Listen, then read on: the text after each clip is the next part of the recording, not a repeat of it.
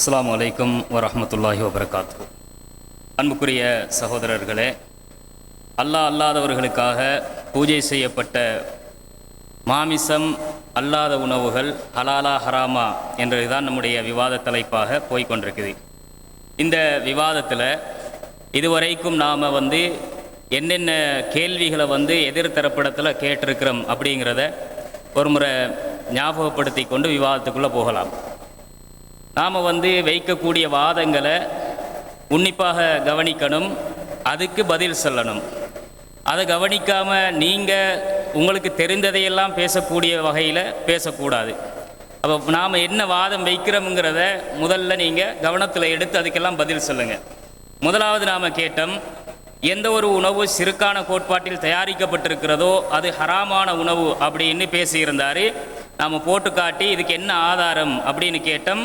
அதை அவங்க இதுவரைக்கும் காட்டலை. ரெண்டாவது கேட்டோம், ஒரு உணவு அல்லாஹ் அல்லாதவர்களுக்கு என்று எண்ணத்தின் அடிப்படையில் தயாரிக்கப்பட்டிருந்தால் அது ஹராம். எண்ணத்தின் அடிப்படையில் தயாரிக்கப்பட்ட அது ஹராமுங்கிறீங்களே, அதை நாம் காட்டி இதுக்கு என்ன ஆதாரம், அந்த ஆதாரத்தை கொடுங்கன்னு கேட்டோம். அதை இந்த இருக்கு ஆதாரம் மட்டும் எடுத்து போட்டிருக்கணும், போட இல்லை. இன்னொன்று கேட்டோம், ஒரு உணவு சிறுக்கின் வடிவத்தில் தயாரிக்கப்படும் என்றால் அந்த உணவை உண்பது ஹராம் அப்படின்னாரு. சிறுக்கிட வடிவத்தில் இருந்தால் அந்த உணவு ஹராம் ஆகும் அப்படின்னாரு. அதுக்கு என்ன தலீல் வச்சிங்க, என்ன ஆதாரத்தின் அடிப்படையில் அதை எடுத்தீங்கன்னு கேட்டோம். நஸ்ஸை காட்டுங்க, இதுவரைக்கும் காட்டல. நாலாவது கேட்டோம், ஒரு உணவு சிறுக்கின் வடிவத்தில் தயாரிக்கப்படும் என்றால் அந்த உணவு ஹராம் அப்படிங்கிறதுக்குரிய தலீல் ஆதாரத்தை கேட்டோம். அதை தர இல்லை. ஒரு உணவு சிறுக்கை வெளிப்படுத்தக்கூடிய விதத்தில் இருந்தால், கொள்கைக்கு எதிராக இருந்தால் அது ஹராமுங்கிறாரு. அதாவது ஒரு உணவு சிறுக்க வெளிப்படுத்தக்கூடிய விதத்திலையும் இருக்குதான், கொள்கைக்கு எதிராகவும் அது இருக்குது. கொள்கைக்கு எதிராக இருந்தால் அது ஹராமுங்கிறாரு. இதை எங்கே இருந்து எடுத்தீங்க, இதுக்கு என்ன நஸ்ஸை என்ன ஹதீஸ ஆதாரம் வச்சிங்கன்னு கேட்டோம். அதையும் அவங்க இதுவரைக்கும் காட்டலை. நமக்கு நாம் சொல்கிற வாதங்களை கவனிச்சா தான் அதுக்கு பதில் சொல்லலாம். அடுத்த இன்னொரு கேள்வி கேட்டோம், ஒரு உணவு அல்லாஹ் அல்லாதவர்களுக்குரியது என்ற நம்பிக்கையில் தயாரிக்கப்படும் என்றால் அது ஹராமுங்கிறீங்க. இது அல்லாஹ் அல்லாதவங்களுக்குன்னு தயாரிக்கிறாங்க, படையல் செய்கிறாங்க, பூஜிக்கிறாங்க. அதில் அந்த நம்பிக்கை அடிப்படையில் அது ஹராமாகுதுங்கிறீங்களே, நம்பிக்கை அடிப்படையில் ஒரு பொருள் ஹராமாகுமா? நம்பிக்கை அடிப்படையில் எப்படி யார் அதை ஹராமாக்கினாங்க, அதுக்கு நஸ்ஸை கொடுங்க அப்படின்னு கேட்டோம். அதையும் கவனத்தில் அவர்கள் எடுக்க தவறி இருக்கிறார்கள். இன்னொரு கேள்வி திருப்ப கேட்டோம், அல்லாஹ் ஒரு உணவை ஹராமாக்கும் போது அந்த ஹராமாக்குற அந்த உணவை நோக்கத்துக்காகவா ஹராமாக்குறான், அல்லது அவன் அதிகாரத்தை வச்சு அல்லாஹ் ஹராமாக்குவான்னு கேட்டிருக்கிறோம். நோக்கத்தின் அடிப்படையிலையா அல்லாஹ் ஹராமாக்குறது, அல்லது அவன் அதிகாரத்திலேயா ஹராமாக்குவான்னு கேட்டோம். அதை அவங்க கண்டுகொள்ளாமே கடந்து போயிட்டாங்க. இன்னொரு கேள்வி கேட்டிருக்கிறோம், பூஜிக்கப்பட்ட உணவு 4ஆம் தரத்தில் உள்ள சிறுக்கு அப்படின்றார் இல்லையா, ஆதாரத்தை அவர் பேசினதையே காட்டி நாம் கேட்டிருக்கிறோம். சிறுக்க கேட்டகரியாக பிரிச்சிட்டாரு. அந்த கேட்டகரியாக பிரிச்சிங்களே, அது எந்த குர்ஆன் வசனத்திலிருந்து பிரிச்சிங்க, எந்த ஹதீஸை வச்சு பிரிச்சிங்க? அதுக்கு 4ஆம் தரத்தில் உள்ளது தான் இந்த பூஜிக்கப்பட்டது, அது சிறுக்குங்கிறதுக்கு 4ஆம் தர சிறுக்குன்றதுக்கு என்ன ஆதாரம்? இதையும் அவர் காட்டலை. இது வரைக்கும் என்ன செய்யலை, காட்டலை. இனிமே டைம் எடுத்து காட்டுங்க. 9வது கேட்டோம், சிலைகளுக்கு படையல் செய்யப்பட்ட உணவுகள் அல்லாஹ்வுக்கு இணையாக கருதப்படும் உணவுகளா, அது அல்லாஹ்வுக்கு இணையாக கருதப்படக்கூடிய உணவுகளா? அந்த உணவுகளும் சிறுக்கு தான் அப்படிங்கிறாரு. அவர் தெளிவாக பேசுகிறாரு. படையல் செஞ்சால் அதுவும் சிறுக்கு தான் அப்படிங்கிறாரு இல்லையா, அந்த உணவை சிறுக்காக்குறாரு இல்லையா. அதுக்கு எங்கே தலீல் எடுத்தீங்க? அந்த சிறுக்குங்கிறதுக்கு அந்த படையல் உணவு சிறுக்கு, அதை கொடுங்க, அந்த ஆதாரத்தை கொடுங்க. இன்னொரு கேள்வி கேட்டிருக்கிறோம், இப்ராஹிம் நபி பிற மதத்தவர்கள் வணங்குவதை விட்டும் விலகினார்கள் அப்படின்னு இதுவரைக்கும் பேசினாங்க இல்லையா. அது உண்மைதான், விலகினாங்கன்றது உண்மை. அதை நாங்களும் நடைமுறைப்படுத்துகிறோம், சிறுக்கில் இருந்து விலகி இருக்கிறோம். அதுக்கும் பூஜை செய்யப்பட்ட உணவுக்கும் என்ன சம்பந்தம்? பூஜை செய்யப்பட்ட உணவு பிற மதத்தவர்களால் வணங்கப்படுற பொருளா, அது வணக்கத்துக்குரியதா என்று நாம் கேட்டிருக்கிறோம். அது இப்ராஹிம் நபியோட கொள்கைக்கு எப்படி சம்மந்தப்பட்டுச்சு? இதுக்கு அவங்க ஆதாரத்தை காட்டி பதில் சொல்லணும். அடுத்தது பூஜை செய்யப்படுற பொருள் கடவுள் என்று நம்புறாங்கன்றதுக்கு அவங்க ஆதாரம் காட்டணும். கடவுள் அப்படின்றதுல ஏதாவது இருக்குதா? பூஜை செய்யப்படுற பொருள் கடவுள் கிடையாது. ஆனால் அதுக்கு அவர் பேசியிருக்கிறாரு. அதை பேசினதை நாம் தேவைப்பட்ட கிளிப்பை போட்டு காட்டிடுவோம். அவங்க என்ன பேசுகிறாங்கன்னு அவங்களுக்கே மறந்துடுறது இல்லையா, அதனால் அதையும் நாம் வச்சிருக்கிறோம். அதுக்கு அவர் தலீல் காட்டணும். பூஜை செய்யப்படுற பொருளும் கடவுள் தன்மை உள்ளது, கடவுள் தான் அப்படிங்கிறதுக்கு ஆதாரம் காட்டணும். இன்னொன்று கேட்டோம், முஸ்லீம்களில் ஒரு சாரார் பராத்து ரொட்டி தபர்ரு உண்டு ஏற்படுதுன்னு சாப்பிடுறாங்க. இப்போ நீங்கள் சொல்கிற மாதிரி அதில் வந்து கடாட்சம் இறங்குது, கடவுளுடைய அருள் இறங்குதுன்னு நம்புகிறாங்க இல்லையா? அந்த மாதிரி முஸ்லீம்கள் நம்புகிறாங்கன்னா அந்த ரொட்டியே அல்லாஹ் ஆகிட்டா அது வந்து கடவுளாகவே மாறிட்டுதா அப்படின்னு நாம் இதை இப்போ கேட்குறோம், அந்த அதோட ஒட்டி கேட்குறோம். அப்போ இது வந்து அவர நிலைப்பாட்டில் என்ன செய்யணும்? பூஜிக்கப்பட்டாலே கடவுள் தன்மை பெறுதுண்டா இந்த ரொட்டியும் அப்படித்தானா உங்க பார்வையில் அப்படின்றதுக்கு பதில் சொல்லணும். அடுத்தது வந்து காவிர்கள் சூரியனையும் சந்திரனையும் வணங்குறாங்க. அல்லாவே அதை குர்ஆன்ல பல இடங்களில் பேசுகிறான். உதாரணத்துக்கு 41:37 அவங்க சூரியனை வணங்குறதை பற்றி சொல்கிறான். இப்போ இப்ராஹிம் நபி அவங்க வந்து சூரியனை வணங்குறதுல இருந்து, சந்திரனை வணங்குறதுல இருந்து, நட்சத்திரங்களை வணங்குறதுல இருந்து அவர் விலகினார் இல்லையா? அவங்க விலகின மாதிரி எதிர்த்தரப்பை சேர்ந்தவர்கள் சூரியனை விட்டு விலகுவாங்களா? அது சாத்தியமா உங்களால? அப்படி விலக ஏழுமா? நடைமுறை சாத்தியம் இருக்குதா அப்படின்னு கேட்டிருந்தோம். அப்ப இதையெல்லாம் வந்து என்ன செய்யணும்னு சொன்னா, விலகுறேன்டா இந்த அண்டத்தை விட்டே போயிடணும், துனியாவை விட்டே வேறொரு கிரகத்துக்கு போயிடணும் அப்படின்னா தான் அது சாத்தியப்படும். அதுக்கு இவங்க பதில் சொல்லணும். அடுத்தது வந்து பூஜிக்கப்பட்ட உணவு கடவுளின் சக்தி பெற்ற உணவாக காபீர் நம்புவதால் அது உண்மையாகிருமா? காபீர் தானே நம்புறான், அவன் நம்பிக்கை தானே தவறு. அதில் வந்து கடவுள் சக்தி பெற்றதாக அவன் நம்புறதுனால அது உண்மையா? அந்த நம்பிக்கையில் தான் நீங்கள் இருக்கிறீங்களா? கடவுள் சக்தி அதுக்கு இருக்குதுன்னு நீங்கள் நம்புறீங்களான்னு கேட்டிருக்கிறோம். அதுக்கு மறு பதில் சொல்லணும். உணவு விஷயத்தில் உகில்ல என்ற சொல்ற கருத்து அறுத்தல் தான் என்று மாறிவிட்டது என்று நாம் ஆதாரங்களை காட்டி நிரூபிச்சிருக்கிறோம். அந்த அர்த்தம் மாறல்ல அப்படிங்கிறத அவங்க ஆதாரத்தை காட்டி தான் நிரூபிச்சிருக்கணும். அந்த அர்த்தம் மாறல்ல அப்படின்னு சொல்லியிருக்கணும். அந்த ஆதாரத்தை அவங்க எடுத்து வைக்கணும். அடுத்தது வந்து அகராதி அர்த்தப்படி சப்தமிடுதல் என்ற அர்த்தம் கொடுக்க வேண்டும் என்றால் நாம் கேட்டது உங்க வாதப்படி அல்லாஹ் அல்லாதவர்களுக்கு சப்தமிட்டால் தான். அப்ப அகராதி அர்த்தப்படி அந்த வார்த்தைக்கு உகில் என்றதுக்கு சப்தமிடுதல் என்ற அர்த்தம் கொடுக்க வேண்டும் என்றால் உங்க வாதப்படி அல்லாஹ் அல்லாதவர்களுக்கு சப்தமிட்டால் தான் ஹராம். அப்படித்தானே வாதமே அவங்க அர்த்தம் வைக்கிறாங்க. அதுல சப்தமிட்டு அறுத்தல் என்ற அர்த்தத்தை எப்படி எடுத்தீங்க? அதுவும் வருமுங்கிறீங்களே. உங்க வாதப்படி சப்தமிடுதல், சப்தமிடுதல் என்று சொன்னா அதுக்கு தான் நாங்கள் அதீச வச்சே நிறுவிட்டோம்ண்டாங்க. சப்தமிடுதல் அப்படின்றாங்க ஒருத்தர். அந்த அறுத்தல், சப்தமிட்டு அறுத்தல் என்றதை எங்க இருந்து எடுத்தீங்க? எந்த அடிப்படையில் அந்த அர்த்தம் எடுத்தீங்கன்னு நீங்க ஆதாரத்தை காட்டி எங்களுக்கு விளக்கணும். அடுத்தது வந்து உகில்லங்கிறது சப்தமிடுதல் என்றால் ஒருவர் சப்தமிடாமல் மனதால் நினைத்து பூஜை செய்தால் அல்லது பிராணியை அறுத்தால் அந்த உணவு உங்களுடைய கருத்துப்படி ஹலாலாகுமா? அப்படி தெளிவாக கேட்டிருக்கிறோம். இதுக்கும் அவங்க பதில் அவங்களோட அமர்வுகளில் எதுலையும் பதில் சொல்லலை. ஒமா உகில்ல லிகைரில்லாஹி பிஹி என்பது அல்லாஹ் அல்லாதவர்களுக்காக சப்தமிடப்பட்டதை குறிக்கும் என்றால் அது எந்த வகையான சப்தம்? ஆ இ உ ஹா ஹஹா இதா எந்த வகையான சப்தம்? இதை நீங்க சொல்லுங்க அப்படின்னு நாம கேட்கிறோம். அதையும் அவங்க விளக்க என்ன சப்தம் அதை விளக்கப்படுத்தணும். சப்தம் இடுதல் பொதுவாக போகப்படாது. உகில்ல அப்படிங்கிறத அறுத்தல் என்பதுதான் குறிக்கிறது அப்படிங்கிறதுக்கு நாம தஃசீர்கள் ஆதாரம் காட்டுறோம் இல்ல. அப்ப உகில்லங்கிறது சப்தமிடப்பட்டது, பூஜை செய்யப்பட்ட உணவு தான் அப்படிங்கிறதுக்கு அவங்க இது பூஜை செய்யப்பட்டதை குறிக்கும்ங்கிறாங்க. இதுக்கு என்ன தலீல்? பூஜை செய்யப்பட்டதுன்னா உகில்ல என்ற ஒரு வார்த்தைக்கு பூஜை செய்யப்பட்டதுங்கிறாரு, அறுக்கப்பட்டதுங்கிறாரு, படையல் செய்யப்பட்டதுங்கிறாரு. இப்படி பல அர்த்தங்களை வந்து ஒரு சொல்லுக்கே பலர் என்ன செய்யறாங்க? ஒரே இடத்துல அமர்ந்துகிட்டு சொல்றாங்க. எந்த அர்த்தத்தை சொல்றீங்க? அறுக்கப்பட்டதா பூஜிக்கப்பட்டதா அதை சொல்லுங்க அப்படி நாம கேட்டிருக்கிறோம். அடுத்தது அல்லாஹ்வுடைய பெயர் கூறப்பட்டதை சாப்பிடுங்கள், அல்லாஹ்வின் பெயர் கூறப்படாததை சாப்பிடாதீர்கள் என்று அந்த வசனத்தை ஓதி காட்டி இந்த வசனங்கள்ல அறுத்தல் தேவைப்படாத அந்த பொருள்களுக்கு அல்லாஹ்வின் பெயர் கூறப்பட வேண்டும் என்று முடிவெடுக்க இயலுமா? ஒருவர் அல்லாஹ்வுடைய பெயரை சொல்லாமல் தண்ணி தந்தா, வாழைப்பழத்தை தந்தா, தேங்காயை தந்தா, டீயை தந்தா அது ஹலாலா ஹராமா அப்படின்னு நாம கேட்டிருக்கிறோம். அதை எடுப்பீங்களா? இந்த வசனத்தின் அடிப்படையில் அர்த்தம் என்னன்னு கேட்டிருக்கிறோம். அப்போ அதுக்கு அவங்க பதில் சொல்லாம பேசாம இருக்கிறாங்க. பதில் சொன்னா நாங்க மாட்டிக்கிற வேண்டி இருக்கும் அப்படிங்கிறதுனால உகில்ல என்ற வார்த்தை பொதுவாக வந்த ஒரு சொல்தான் அப்படிங்கிறதுக்கு என்ன ஆதாரம்?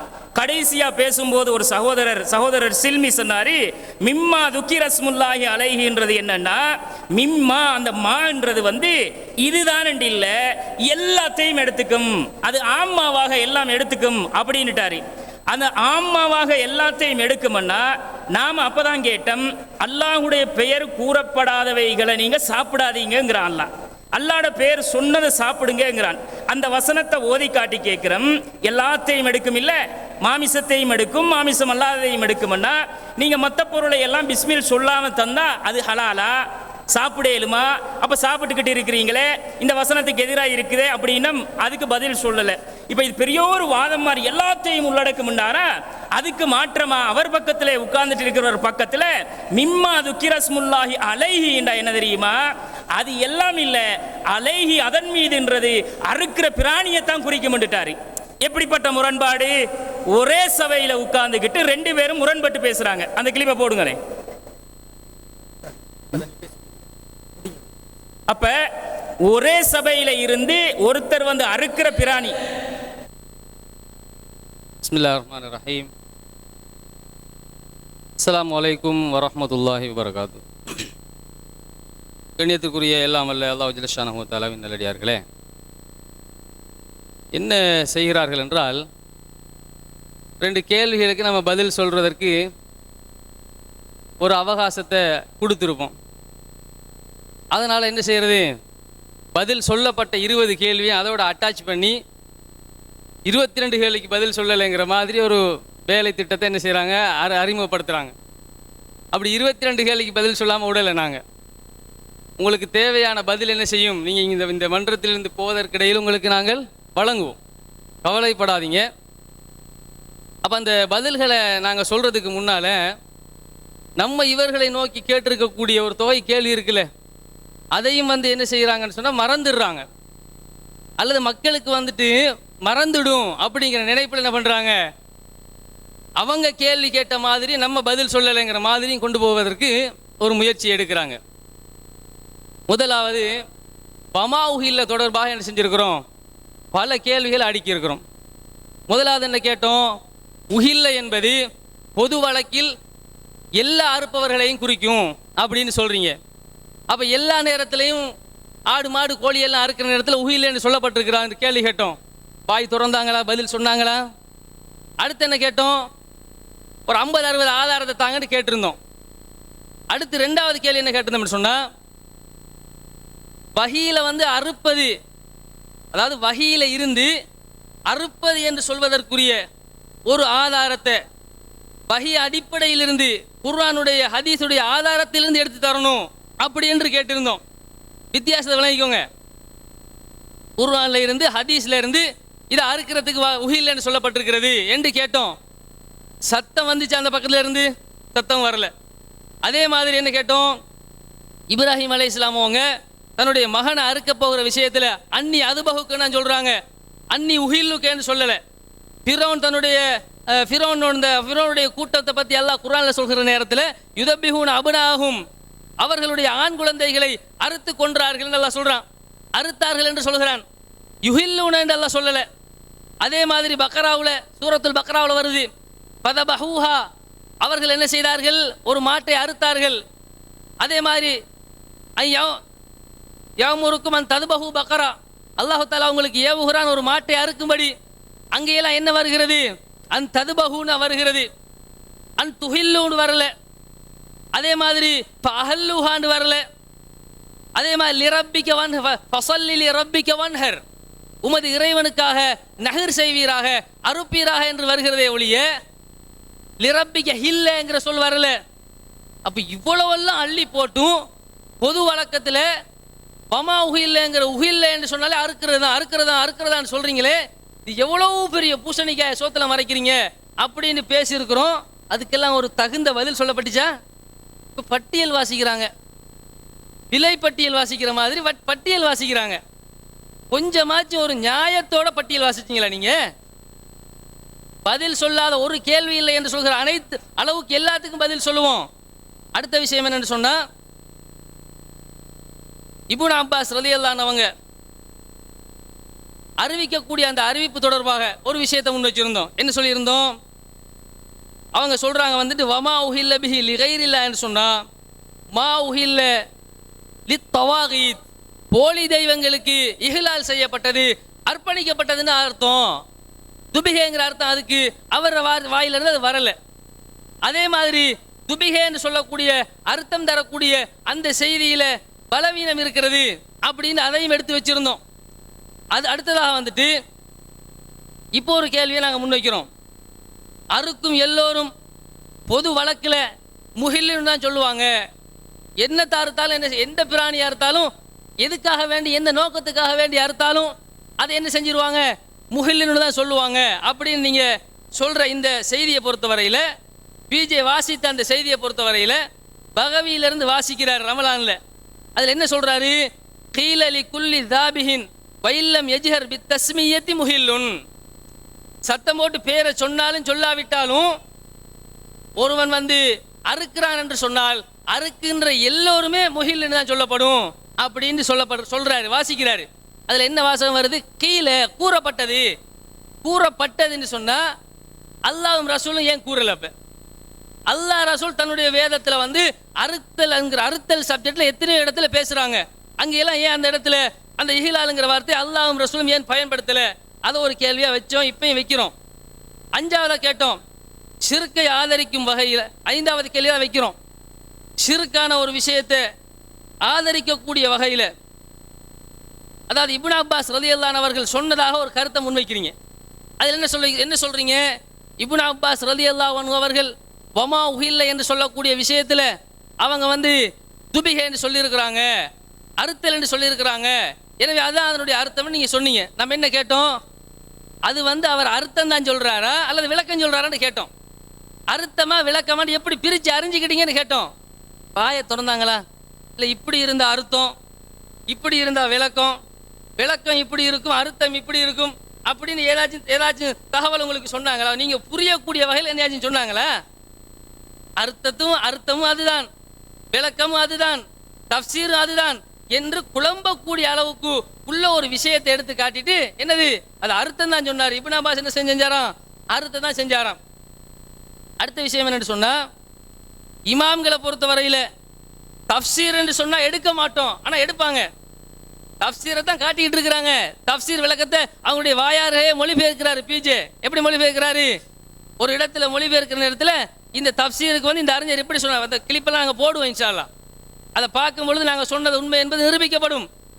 அறிஞர்களினுடைய தஃப்சீரை பிஜே ஆதாரம் காட்டுறாரு. அதை நம்பித்தான் நீங்களும் என்ன செய்திருக்கிறீர்கள், அந்த தவறான கொள்கைக்கு இப்போ அடிமைப்பட்டு போயிருக்கிறீர்கள். இப்போ நாங்கள் என்ன கேட்குறோம்னு சொன்னால், இமாம்களை பொறுத்த வரையில் மொழிக்கு அர்த்தம் சொல்கிற நேரத்தில் அதை நாங்கள் எடுப்போம், ஆனால் குர்ஆனுக்கு தஃப்சீர் சொன்னாங்கன்னா எடுக்க மாட்டோங்கிறீங்க. அது என்ன சட்டம் நாங்கள் கேட்குறோம். மொழிக்கு அர்த்தம் சொன்னாங்கன்னா தப்பு செய்ய மாட்டாங்கங்கிறீங்களே, அப்போ மொழியில் வந்து இமாம்கள் தப்பு செய்யாத அளவுக்கு அல்லாஹ் தஆலா ஜிப்ரையில் அனுப்புவானோ? தபரிக்கு ஜிப்ரையில் அனுப்பி எப்பா உஹில்லைக்கு அர்த்தம் சொல்ல போற இந்த மாதிரி சொல்லிடாத தப்பு அல்லாஹ் திருத்துவானா? பகவிக்கு ஜிப்ரையில் அனுப்புவானா? ஆலூசிக்கு ஜிப்ரையில் அனுப்புவானா? ஜஸ்ஸாஸுக்கு ஜிப்ரையில் அனுப்புவானா? நீங்கள் சொல்லுகிறீர்களே 900 எழுதப்பட்ட தஃப்சீர், 700 எழுதப்பட்ட தஃப்சீர், 500 எழுதப்பட்ட தஃப்சீர், தஃப்சீர்களினுடைய பட்டியலை போட்டு என்னங்க மக்களை போட்டு வழி எடுக்கிறீங்க? அப்போ இந்த இமாம்களுக்கெல்லாம் அல்லாஹ் தஆலா ஜிப்ரையில் அனுப்பி மொழிக்கு அர்த்தம் சொல்கிற நேரத்தில் மட்டும் கரெக்டாக சொல்லிடுங்க, தஃப்சீர் சொல்கிற நேரத்தில் ஒத்தக்கான்னு சொல்லுங்க. அப்படியா? எந்த கொள்கையை நோக்கி நீங்கள் மக்களை அழைக்கிறீர்கள்? எந்த மாதிரி அறிவுபூர்வமாக சிந்திக்கக்கூடிய மக்களை நாங்கள் உருவாக்குவதற்கு பாடுபட்டு கொண்டிருக்கிறோம். நீங்கள் வந்த வழியிலே திருப்பி செல்லக்கூடிய தஃப்சீர் குப்பைகளை பின்பற்றக்கூடிய, எது வாங்கினான்னு தெரியல, எது தஃப்சீர்னு விளங்கல உங்களுக்கு, அதை பேசி கொண்டிருக்கிறீர்கள். திரும்ப என்ன செய்கிறோம், 8வதாக ஒரு கேள்வியை வச்சோம்.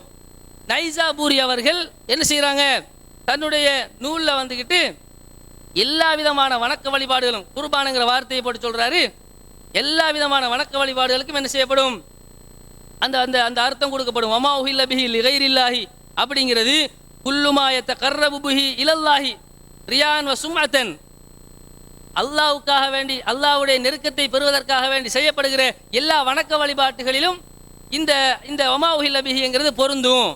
இதுக்கு என்ன பதில் சொன்னாருன்னு தெரியுமா? அப்போ ரியா அந்த நைசாபூரி வந்து எல்லா வணக்கத்தையும் சொல்லிட்டாரு, சுஜூதையும் சொல்கிறாரு, ருக்குவையும் சொல்கிறாரு. அப்போ அதெல்லாம் அதுக்கு அர்த்தமா என்று கேட்குறாங்கல்ல, கேட்டாங்களா இல்லையா? அப்போ நீங்கள் என்ன சொல்ல வாரீங்க? ஒன்று சொல்கிறீங்க வமா உஹில்லைக்கு தஃப்சீர் அறிஞர்கள் சரியான அர்த்தம் சொல்லுவாங்க, அவங்களோட வாயாலே சொல்கிறீங்க, மொழி ரீதியாக சரியான அர்த்தம் தான் சொல்லுவாங்க அப்படின்னு சொல்கிறீங்க, மாட்டு கருத்து கொடுக்கலன்னு சொல்கிறீங்க. திருப்ப சொல்றீங்க இல்லை அது பிழைங்கிறீங்க. தப்சீர் நைசாபூரியிலிருந்து ஆதாரத்தை எடுத்து போட்ட உடனே அவர் இப்போ தப்சீர் நைசாபூரியை நைசா தூக்கி அறிஞ்சிட்டீங்களே. தப்சீர் நைசாபூரி அப்போ நைசாபூரிங்கிற அவரை தப்சீர் இல்லைன்னு சொல்ல போறீங்களா? நீங்கள் தானேப்பா சொன்னீங்க தப்சீரில் இருக்கக்கூடியவர்கள் ஒட்டுமொத்த இஜ்மா அடிப்படையில் யோகபித்த முடிவின் அடிப்படையில் சரியாக தான் சொல்லியிருக்கிறாங்க, மொழி அர்த்தம் தான் கொடுத்துருக்குறாங்க, மொழிக்கு தான் எடுக்கிறோம்னு சொல்கிறீங்களே. இது என்ன மொழிக்கு எடுத்தீங்களா எடுக்கிறீங்களா எடுக்கலையா என்ன சொல்கிறீங்க? இப்போ அதை பாருங்கள், அதை கொஞ்சம் யோசித்து பேசுங்க. அதே மாதிரி 9வது ஒரு கேள்வி கேட்டோம். என்ன கேட்டோம்? அவர் நைசாபூரி திரும்ப சொல்கிறாரு, ஹீல வமா உஹில்ல பிஹி என்கிற விஷயத்தில் கூறப்படுகிறது ஐ குல்லு தாஅத்தின் லிகைரில்லாஹி, அல்லாஹ் அல்லாதவர்களுக்காக, அல்லாஹ் அல்லாத தெய்வங்களுக்காக வணக்கம் செய்யப்படுகிற எல்லா விதமான வழக்கங்களும் அதுக்குள்ள அடங்கிரும் அப்படின்னு அவர் தான் சொல்றாரு. இப்போ நீங்க என்ன சொல்ல வாரீங்க? தப்சீரை எடுக்கணுங்கிறீங்களா எடுக்க வேணாங்கிறீங்களா? கருத்து வேறுபாடு இருந்துச்சுங்கிறீங்களா இல்லைங்கிறீங்களா? ஒரு நிலைப்பாட்டை சொல்லுங்க மக்களுக்கு. நீங்க இப்போ உங்க கொள்கையை பார்த்தா எங்களுக்கு ரொம்ப பரிதாபமா இருக்குது. ஒரு கட்டத்தில் காமெடியாகவும் இருக்குது, ஒரு கட்டத்தில் பரிதாபமாகவும் இருக்குது. எந்த அளவுக்கு போயிட்டீங்கன்னு சொன்னா, ஒருத்தன் ஒரு ஆட்டுக்குட்டியை கொண்டு போறான், அதே நேரம் ஒரு ஆப்பத்தையும் கொண்டுட்டு போறான். ஆப்பத்தையும் பூஜை பண்றான், ஆட்டுக்குட்டியையும் பூஜை பண்றான். ஆட்டுக்குட்டியை பூஜை பண்ணா மட்டும் ஹராம், ஏன்னா அதுல சிறுக்கு இருக்குது. ஆப்பத்தை பூஜை பண்ணா அது ஹலாலுங்கிறீங்க. இது என்ன லாஜிக்னு கேட்டோம். ஏதாச்சும் பதில் சொல்ல முடிஞ்சிச்சா? ஆரம்பத்தில் என்ன கேட்டோம்? பிஜே ஒரு பச்சை பொய்யை திட்டமிட்டு மக்கள் மத்தியில் பரப்பி அந்த பொய்யின் மீது உருவாக்கிய ஒரு கொள்கை தான் பூஜை செய்யப்பட்டவைகளை சாப்பிடலாம் என்று சொல்லக்கூடிய இந்த வழிகட்ட கொள்கை என்று எத்தனை தரம் ஆதாரங்களோட அடிச்சு பேசணுமே. உங்களால் அதுக்கு பதில் சொல்ல முடியுதா? மக்கள் மத்தியில் அதை உடைச்சு பேச முடியுதா உங்களால? முடியல. ஏன்னா நீங்க ஏற்றுக்கொண்ட நிலைப்பாடு ஒரு தனிநபருக்கு பின்னால போவதற்கு உங்களை தூண்டி கொண்டிருக்கிறது. மேலும் சொல்வதாக இருந்தால், தபரி என்று சொல்லக்கூடிய நூல்ல கைஸ் இப்னு ராஃபி, அதே மாதிரி உக்பா பின் முஸ்லிம் ஆகிய இந்த 2 பேரும் என்ன சொல்றாங்கன்னு சொன்னா, கோயில் பண்டிகையில் அறுப்பதும் ஹலால் என்று சொன்னதாக ஒரு செய்தி வருது. தபரியில் இந்த செய்தி இடம் வருது. கோயில் பண்டிகையில் அது சில்மி மோலவங்க கேட்டாங்க அந்த கேள்வியை. அதில் என்ன வருது?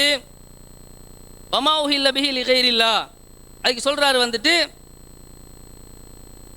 மா துபிஹல் ஈதில் கனாயிஸ் கால. அந்த 2 பேரும் சொல்லியிருக்கிறாங்க உஹில்லலனா மா துபிஹல் ஈதில் கனாயிஸ், கோயில் பண்டிகைகளில் அறுக்கப்பட்ட பிராணி எங்களுக்கு ஹலால் என்று சொல்றாங்க. வமா உஹதிய லஹாமின் ஹுபுசின் அவ் லஹமின், ஒரு ரொட்டியையோ ஒரு அறுக்கப்பட்ட இறைச்சியோ தந்தா கூட அது எங்களுக்கு ஹலால் என்று சொல்றாங்க. அஸ்ஸலாமு அலைக்கும் வரஹ்மத்துல்லாஹி வபரகாத்துஹு. அன்பிற்குரிய சகோதரர்களே, ஆரம்பத்திலிருந்து இதுவரைக்கும் அவங்க என்ன கேட்குறாங்களோ எல்லாத்துக்கும் பதில் சொல்லிட்டோம். ஒன்றும் மிஸ் பண்ணலை. நல்லா கவனிங்க, ரிப்பீட் பண்ணி போட்டு பாருங்கள். சும்மா வாயளவில் சொல்கிற பொய்யான வார்த்தை அல்ல, எல்லாத்துக்கும் பதில் சொல்லிட்டோம். இப்பையும் ஒரு சுருக்கமான பதிலை சொல்கிறேன். முதல்ல அவங்க சொல்கிறாங்க தஃப்சீர்களில் இஜ்மாவான முடிவாக இந்த உஹில்ல லிகைரில்லா பிஹி என்பதற்கு அறுத்து பலியிடுதல் தான் வருகிறது என்று நாங்கள் சொன்னோம். இல்லை, அதற்கு மாற்று கருத்தும் வருகிறது என்று சொல்கிறார்கள். மாற்று கருத்து இல்லவே இல்லை என்பது நம்முடைய வாதம் அல்ல, தவறாக புரிகிறாங்க. இஸ்தஹல் என்ற வார்த்தையில் சப்தமிடுதல் என்ற வார்த்தை இருக்குது, உஹில் என்ற வார்த்தையில் சப்தமிடுதல் என்ற வார்த்தை இருக்குது என்றதை நாங்கள் மறுத்தோமா? இல்லை. என்ன சொல்கிறோம்? உணவு சம்பந்தப்பட்ட விஷயத்தில் வமா உஹில்ல லிகைரில்லாஹி பிஹி என்று வந்த 4 வசனங்களில் அந்த கருத்து உஹில்ல என்பது வமா துபிஹ என்ற கருத்தில் தான் வரும். அதை தான் தஃப்சீர்களில் கண்டவர்கள் நின்றவர்கள் சொன்னதாக சொல்லவில்லை. எப்படி நாங்கள் சொல்கிறோம்? இந்த உஹில்ல என்பதற்கு வலா ஹிலாஃப பைனல் முஸ்லிமின், முஸ்லிம்கள் மத்தியிலே இதில் எந்த கருத்து வேறுபாடும் இல்லை என்ற அளவுக்கு அன்னல் முராத பிஹி தபிஹது, இதில் தபிஹாவை தான் குறிக்கிறது. இதான் உஹில்ல பிஹா லிகைரில்லாஹி, இந்த தபிஹி இது அல்லாஹ் அல்லாதவர்களுக்காக அறுத்தலின் போதுதான் வருகிறது. இதில் எந்த கருத்து வேறுபாடும் இல்லை என்ற அளவுக்கு உறுதியான சொல்லாக இருக்கிறது. அப்போ உலகத்தில் கருத்து வேறுபாடே யாருமே மாற்று கருத்து சொல்லவில்லை என்று வராது. பெரும்பான்மையை வைக்குது. பெரும்பான்மையில் இந்த கருத்தில் உள்ளவர்கள் தான் இருக்கிறார்கள். அப்ப உடனே நைசாபூரிட தஃப்சீரை சொன்னோம். நைசா நழுவி விட்டீர்கள் என்று சொன்னார்களே, நைசா தூக்கி எறிஞ்சிருவோமான்னு கேட்கிறார்களே. நைசாபூரி அவர்களுடைய தஃப்சீரில் வந்த விஷயத்துக்கு விளக்கம் கேட்டோமா இல்லையா? நல்ல யோசிங்க, அவதானமாக கேளுங்க. வமா உஹில்ல பிஹி லிகைரில்லா, இதானே வார்த்தை. இது தடை செய்யப்பட்ட உணவு சம்பந்தமாக வருகிறது. தடை செய்யப்பட்ட உணவு சம்பந்தமாக வருகின்ற இந்த விஷயத்துக்கு அவர் அனைத்து தாத்துகளையும் குறிக்கும் என்கிறார், அனைத்து கட்டுப்படுதலையும் குறிக்கும் என்கிறார். அனைத்து கட்டுப்படுதலையுமே இது குறிக்குமா? குறிக்காது. கட்டுப்படுதல் தாத் என்பதில் தொழுகை இருக்கிறது, நோன்பு இருக்கிறது, வணக்க வழிபாடுகள் இருக்குது, ஏனைய விஷயங்கள் இருக்கிறது. அதுக்கு இந்த உஹில்ல என்ற வார்த்தை பொருந்துமா? பொருந்தாது. அப்போ பொருந்தாதது ஏன் காட்டுறீங்கன்னு கேட்குறாங்க. நாங்கள் எதை காட்டுறோம்? ஒருத்தர் உஹில்லன்றதுக்கு ஏதாவது பெரை அடிக்கிறன்றது கூட கருத்து சொல்லலாம், அதை காட்டவில்லை. முஃபஸ்ஸிரீன்களுடைய இஜ்மாவாக இந்த இஹ்லால் என்பது அந்த காலத்து மக்களுடைய நடைமுறையாக எது இருந்தது, முஃபஸ்ஸிரீன்கள் இஜ்மாவாக சொல்கிறார்கள். அதுதான் பெரும்பான்மையான கருத்து. ஒரு மொழிக்கு எது இஜ்மா? இஜ்மா என்றால் எல்லாரும் 100க்கு 100 ஒன்று சேருவதா இஜ்மா என்பது? அதை புரிய மாட்டீங்களா? பெரும்பான்மையில் ஒரு மொழிக்கு கருத்து ரீதியாக மக்கள் எதை சொல்கிறார்களோ அதுதான் அர்த்தம். அப்படித்தான் நாங்கள் புரிய வேண்டும் என்பதை தெளிவாக நாங்கள் எல்லாமே நடைமுறையிலேயே புரிந்து வைத்திருக்கிறோம். அப்படி இருக்கும்போது ஒருத்தர் இதை சொல்லிட்டார், ஒருத்தர் அதை சொல்லிட்டார், ஏன் நைசாபூரியிட ஏற்றுக்கொள்ளவில்லை, அவர்கிட்ட ஏற்றுக்கொள்றீங்கன்னு சொல்லி புரியாத மாதிரி கேள்வி கேட்கிறாங்க. பெரும்பான்மையில புரிகிறார்கள். இப்ப நாங்க கூட இந்த சமூகத்தில் இந்த கருத்தை சொல்லி பெரும்பான்மையிலே மக்கள் இதை புரிந்து கொண்டு வருகிறார்கள். இவர்களை போன்றவர்கள் சிறுபான்மையாக இது தவறு அப்படி இப்படி என்று புரியக்கூடியவர்கள் இருப்பார்கள். ஆனால் பெரும்பான்மையை வச்சு ஒன்று முடிவெடுத்தால் அதுதான் மார்க்க கருத்தாக, அந்த மொழியின் கருத்தாக வந்த பிறகு மார்க்க கருத்தாக வரும் என்பதை சொல்கிறோம். முஃபஸ்ஸிரீன்கள் இல்ல மொழிக்கு விளக்கம் சொல்லணும். யாரு சொல்லணுமாம்? மொழிக்கு விளக்கம் சொல்லணும் லுகத்தை சேர்ந்தவர்களாம். பாருங்க, அப்ப முஃபஸ்ஸிர் என்றவர் லுகத்து தெரியாதவர் தான் முஃபஸ்ஸிர்லா வந்து நிற்பாரா? தப்சீர்களுக்கு அடிப்படையான விதி என்ன? இந்த லுகத்தில் இருக்கணுமா இல்லையா? லுகத்தை வைத்து வசனத்தை, குர்ஆன் வசனத்தை விளங்கக்கூடிய ஆற்றலோடு அடுத்தது என்ன இருக்கணும்? குர்ஆன் சம்பந்தப்பட்ட உலூமுல் குர்ஆன் தெரிஞ்சிருக்க வேண்டும். பிறகு உசூலுல் தஃப்சீர் தெரிஞ்சிருக்க வேண்டும். பிறகு அந்த குர்ஆன் வசனங்களை, ஹதீஸ்களை எப்படி மேட்ச் பண்ணி இந்த குர்ஆனுக்கு விளக்கமா சொல்ல, இது பலவிதமான விஷயங்கள் இருக்குதா இல்லையா? அப்ப லுகத் என்றது அடிப்படையான விஷயம். இங்க தஃப்சீர்ல எதை எடுக்கிறோம்? நாங்கள் மொழி சம்பந்தப்பட்ட விஷயத்தை தான் எடுக்கிறோம். தஃப்சீர்கள் எல்லாத்தையும், அதில் உள்ள கருத்துக்கள் எல்லாத்தையும் நீங்க ஏற்றுக்கொள்ள வேண்டும் என்று சொன்ன மாதிரி திசை திருப்பி கொண்டு இருக்கிறார்கள். குர்ஆன் வசனத்தை காட்டுறாங்க, ஆய்வு செஞ்சு என்ன எடுத்திருக்கிறாங்க தெரியுமா? தபுக என்ற வார்த்தை குர்ஆன்ல எங்கெல்லாம் வருதோ அதை அப்படியே போட்டாங்க. தபுக என்ற வார்த்தை இப்ராஹிம் அலைஹிஸ்ஸலாம் தன் மகன் இஸ்மாயில் அலைஹிஸ்ஸலாத்துக்கு இன்னி அராஃபில் மனாமி அன்னி அதுபவுக்க வந்து விட்டது. அதுபவுக்க என்ற அவர் அல்லாதவர்களுக்கு அறுத்து பலிடுறதை பத்தி பேசினாரா? இன்னி அராஃபில் மனாமி அன்னி அதுபவுக்க, நான் உங்களை அறுத்து பலியிடுவதாக. இப்ராஹிம் நபி எப்படி காட்டுறாங்கண்டா, வமா உஹில்ல லிகைரில்லாஹி பிஹி, அல்லாஹ் அல்லாதவர்களுக்காக இஹ்லால் செய்வதை போன்று இப்ராஹிம் நபியும் அவருடைய மகனை அல்லாஹ் அல்லாதவர்களுக்கு இஹ்லால் செய்வதற்கு சென்ற மாதிரி காட்டுறாங்க. அங்கே இஹ்லால் செய்வதற்காக சென்றார்கள். இஹ்லால் என்பது அல்லாஹ் அல்லாதவர்களுக்காக அறுத்து பலியிடக்கூடிய விஷயத்துல வந்து நிக்குது. அதை புரியுறாங்கல்ல? அல்லாஹ் அல்லாதவர்களுடைய பெயரை ஒரு பிராணியின் மீது சொல்லும் போது அவர்களுடைய குரல்களை உயர்த்துவார்கள். அந்த குரல் உயர்வு அல்லாஹ் அல்லாதவர்களுடைய அறுத்தல்ல வந்து நிற்கும். இப்ராஹிம் நபி தன்னுடைய மகனா இருக்கும் போது அல்லாஹ் அல்லாத சிலைக்கு அவர்கள் அறுத்தார்கள். ஃபிரௌன் பனு இஸ்ரவேலர்களுடைய ஆண்களை கொலை செய்வதற்கு கட்டளையிட்டான். யுதப்பியூன அப்னாஹும் வயஸ்தஹியூன நிசாஹும் என்று வருகிறது. ஆண்களை அப்படியே தபுஹ் செய்ய வேண்டும். யாருக்கு? அல்லாஹ் அல்லாதவர்களுக்கு தபுஹ் செய்யணும் என்று வந்தா வரவில்லை. அல்லாஹ் தஆலா இன்னல்லாஹ் யஅமுருக்கும் அன் தத்பஹுல் பக்கரத, நீங்கள் ஒரு பக்கராவை அறுத்து பலியிட வேண்டும் என்று அல்லாஹ் கட்டளையிடுகிறான். நல்லா பாருங்க, கான்டெக்ஸ்ட பாருங்க. அல்லாஹ் கட்டளையிட்ட அல்லாஹ் அல்லாதவனுக்கு அறுத்து பலியிடவா கட்டளையிடுவான்? அல்லாஹ் யாருக்கு கட்டளையிடுவான்? அல்லாஹ் ஒரு கொலையாளியை கண்டுபிடிக்கிறதுக்காக இந்த மாட்டை அறுத்து அந்த மாட்டொரு பகுதியை எடுத்து கொலை செய்யப்பட்டவர் மேல அடிச்சு அவர் உயிரோடு திரும்ப வந்து தன்னை கொலை செய்தவர் யார் என்று சொல்லிட்டு போவார் என்று சொன்ன விஷயத்துல இந்த தபுக எப்படி காட்டுறாங்க? அல்லாஹ் அல்லாதவர்களுக்காக தபுகு செய்வதை போன்று காட்டுகிறார்கள். அப்ப ஒரு கன்டெக்ஸ்ட் படி முன்பின் வசனங்களை வைத்து குர்ஆனை அணுகுவதற்கு அடிப்பட்ட அறிவே இல்லாத நிலையில் இவர்கள் வாதம் வைத்துக் கொண்டிருக்கிறார்கள். அடுத்த காட்டுறாங்க, இப்னு அப்பாஸ் அவர்கள் சொல்கிறார்கள், மா உஹில்ல என்பதற்கு அர்த்தம் என்ன தெரியுமா? மா உஹில்ல லித்தவாகிதி, மா உஹில்ல லித்தவாகிதி. மீண்டும் கவனியுங்கள், மா உஹில்ல லித்தவாகிதி, தீய சக்திகளுக்காக இஹ்லால் செய்யப்பட்டவை. இப்னு அப்பாஸ் ரலியல்லாஹு அன்ஹு மாற்று விளக்கம் சொன்ன மாதிரி சொல்றாங்க. மா உஹில்ல லித்தவாகிதி, மா உஹில்ல என்றால் அதான் சர்ச்சைக்குரிய தலைப்பு. அறுத்தலா படையலா? அதான தலைப்பு. மா உகில்ல இஹ்லால் செய்தது யாருக்காக? லித்தவாகீத்தி. இங்க லித்தவாகீத்தி என்பது வமா உகில்ல லி கைரில்லாண்டு வருதே. அந்த லி கைரில்லா அல்லாஹ் அல்லாதவர்களுக்காக என்ற இடத்தில் லித்தவாகீத்தி என்று வருகிறது. இதை சிந்திக்காம இப்னு அப்பாஸ் லித்தவாகீத்தி என்று சொல்லிவிட்டார்கள். லித்தவாகீத்தி சொல்லலாம், லில் அஸ்னாம் சொல்லலாம், லில் அவுசான் சொல்லலாம். அல்லாஹ் அல்லாதவர்களுடைய சக்தியை சொல்ல நாங்களே வாதத்தை வச்சோமா இல்லையா? அப்ப புரிய மாட்டீங்களா? சவுண்டு பிரச்சனையா, புரிதல்ல பிரச்சனையா, எது பிரச்சனை உங்களோட என்பதை நீங்கள் சிந்தித்து பார்க்க வேண்டும். அடுத்ததா பாருங்க, இவங்க ஒரு கிளிப்பு போட்டாங்க தானே. என்ன சொன்னார் தெரியுமா? சகோதரர் சில்மி அவர்கள், சகோதரர் கபீர் அவர்கள் சொன்னதாக நாங்கள் முரண்பட்டு பேசியதாக பச்சையாக பொய் சொல்லி விட்டார்கள், அவதூறு சொல்லி விட்டார்கள். ஏண்டா பேசுறது ஞாபகத்தில் இல்லை. நம்மள என்ன சொல்றாங்க? யாரோ சொன்னதை வந்து பேசுறோமா? யாரோ சொன்னதை பேசுறத இப்படி பேசலாமா? கொஞ்சம் சிந்திங்க மக்கள். இந்த விஷயத்துல ஒரு விளக்கம் இல்லாமல், ஒரு தேடல் இல்லாமல், ஒரு ஆய்வு இல்லாமல் இப்படி பேசலாமா? பேச முடியாது. அவங்கட நிலைமை என்ன தெரியுமா? அது ரிவர்ஸ் ஆகுது. இப்ப எப்படி ரிவர்ஸ் ஆகுது? யாரோ சொன்னதை நாங்க பேசுறேன்னு சொல்லி தாம் பேசுறதே தெரியாம பேசுற அளவுக்கு ஆகிருச்சு. இப்ப சகோதரர் சில்மி பேசியதை காட்டுங்கள்.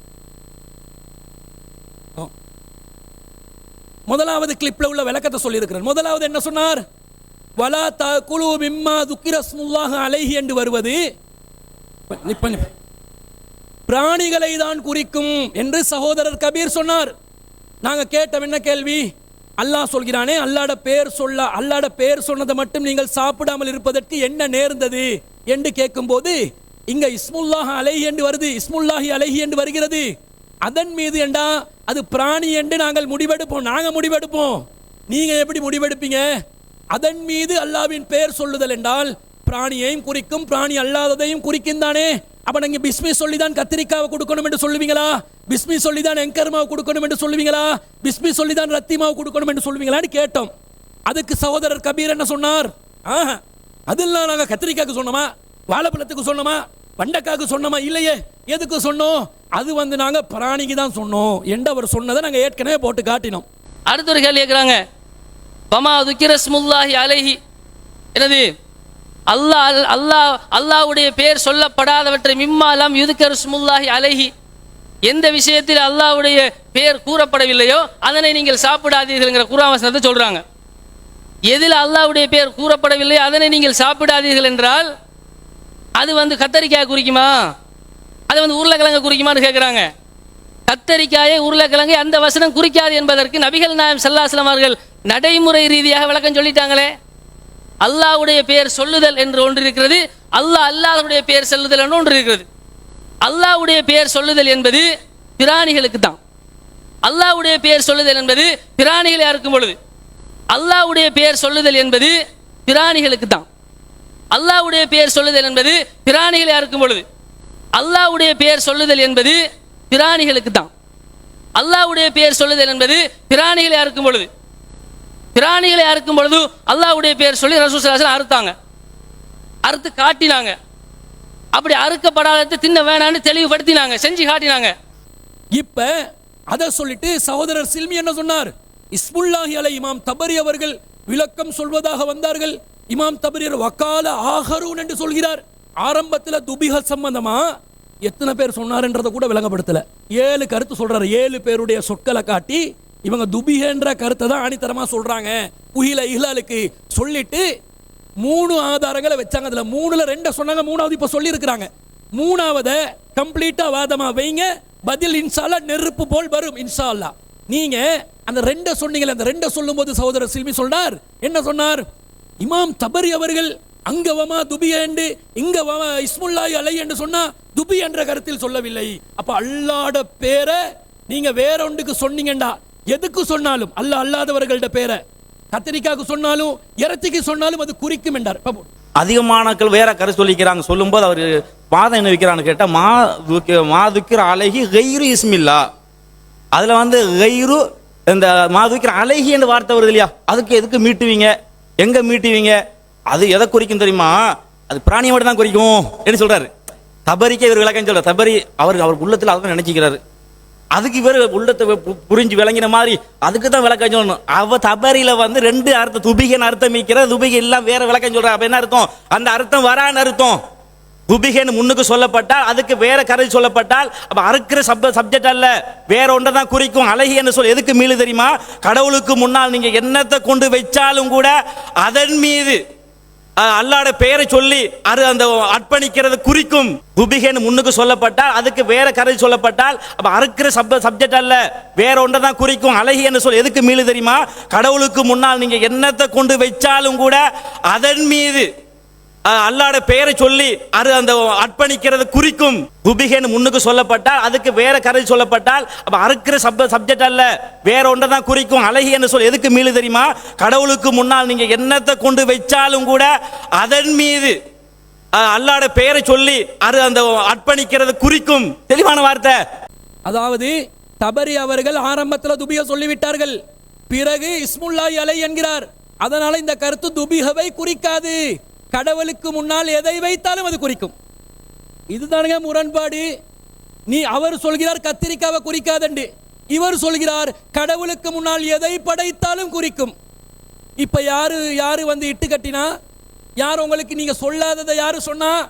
லைவ்ல இருந்து ஃப்ரெஷ்ஷா இறக்கி இருக்கிறோம், லைவ்ல இருந்தே ஃப்ரெஷ்ஷா இறக்கி என்னண்டா இவங்க நினைச்சிட்டாங்க போல, நாங்க அதை பாத்திர மாட்டோம், விளங்காம தான் சொன்னோம் என்ற மாதிரி நினைச்சு தபரி அவர்கள் துபியா என்ற கருத்தில் இஸ்முல்லாஹி அலைஹி சொல்லவே இல்லை.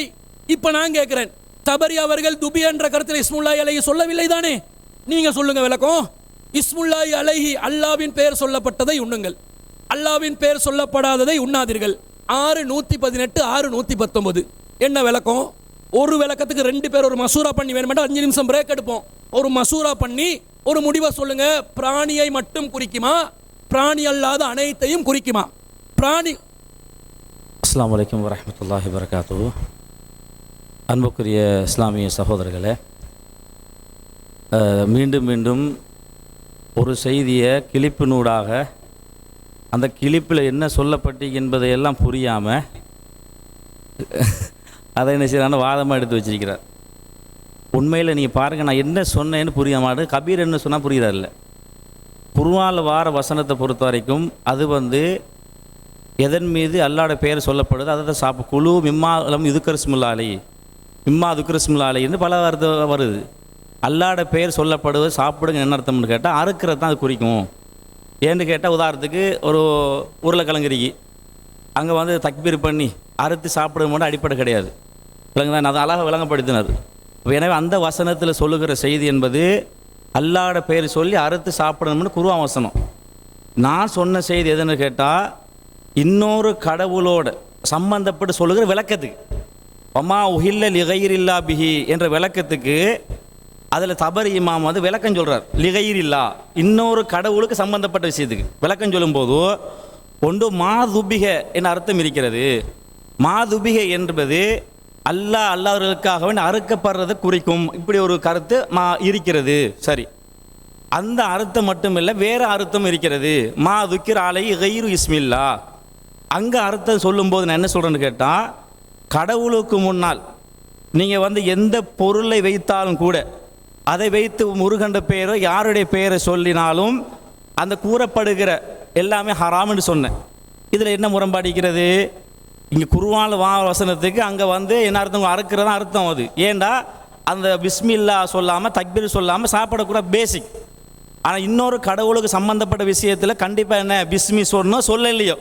ஒருத்தர் என்ன செய்கிறாரு, ஒரு வந்து ஒரு ஆடை என்ன செய்கிறான்னு கேட்டால் அறுக்கிறாரு.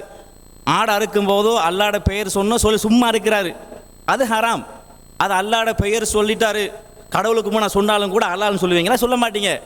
அந்த கடவுளுக்கு முன்னால் உள்ள விஷயத்தில் பிஸ்மி சொன்னாலும் பிஸ்மில்லா சொல்லாட்டி ஹராம். வீட்டில் ஒரு இறைச்சி சாப்பிட போகிறீங்க, இந்த இடத்துல நீங்கள் சும்மா செய்ய முடியாது, ஒருத்தன் அறுக்கலை, தக்பீர் பண்ணலை, தக்பீர் பண்ணாமல் சாராண்டா நீங்கள் சாப்பிடக்கூடாது.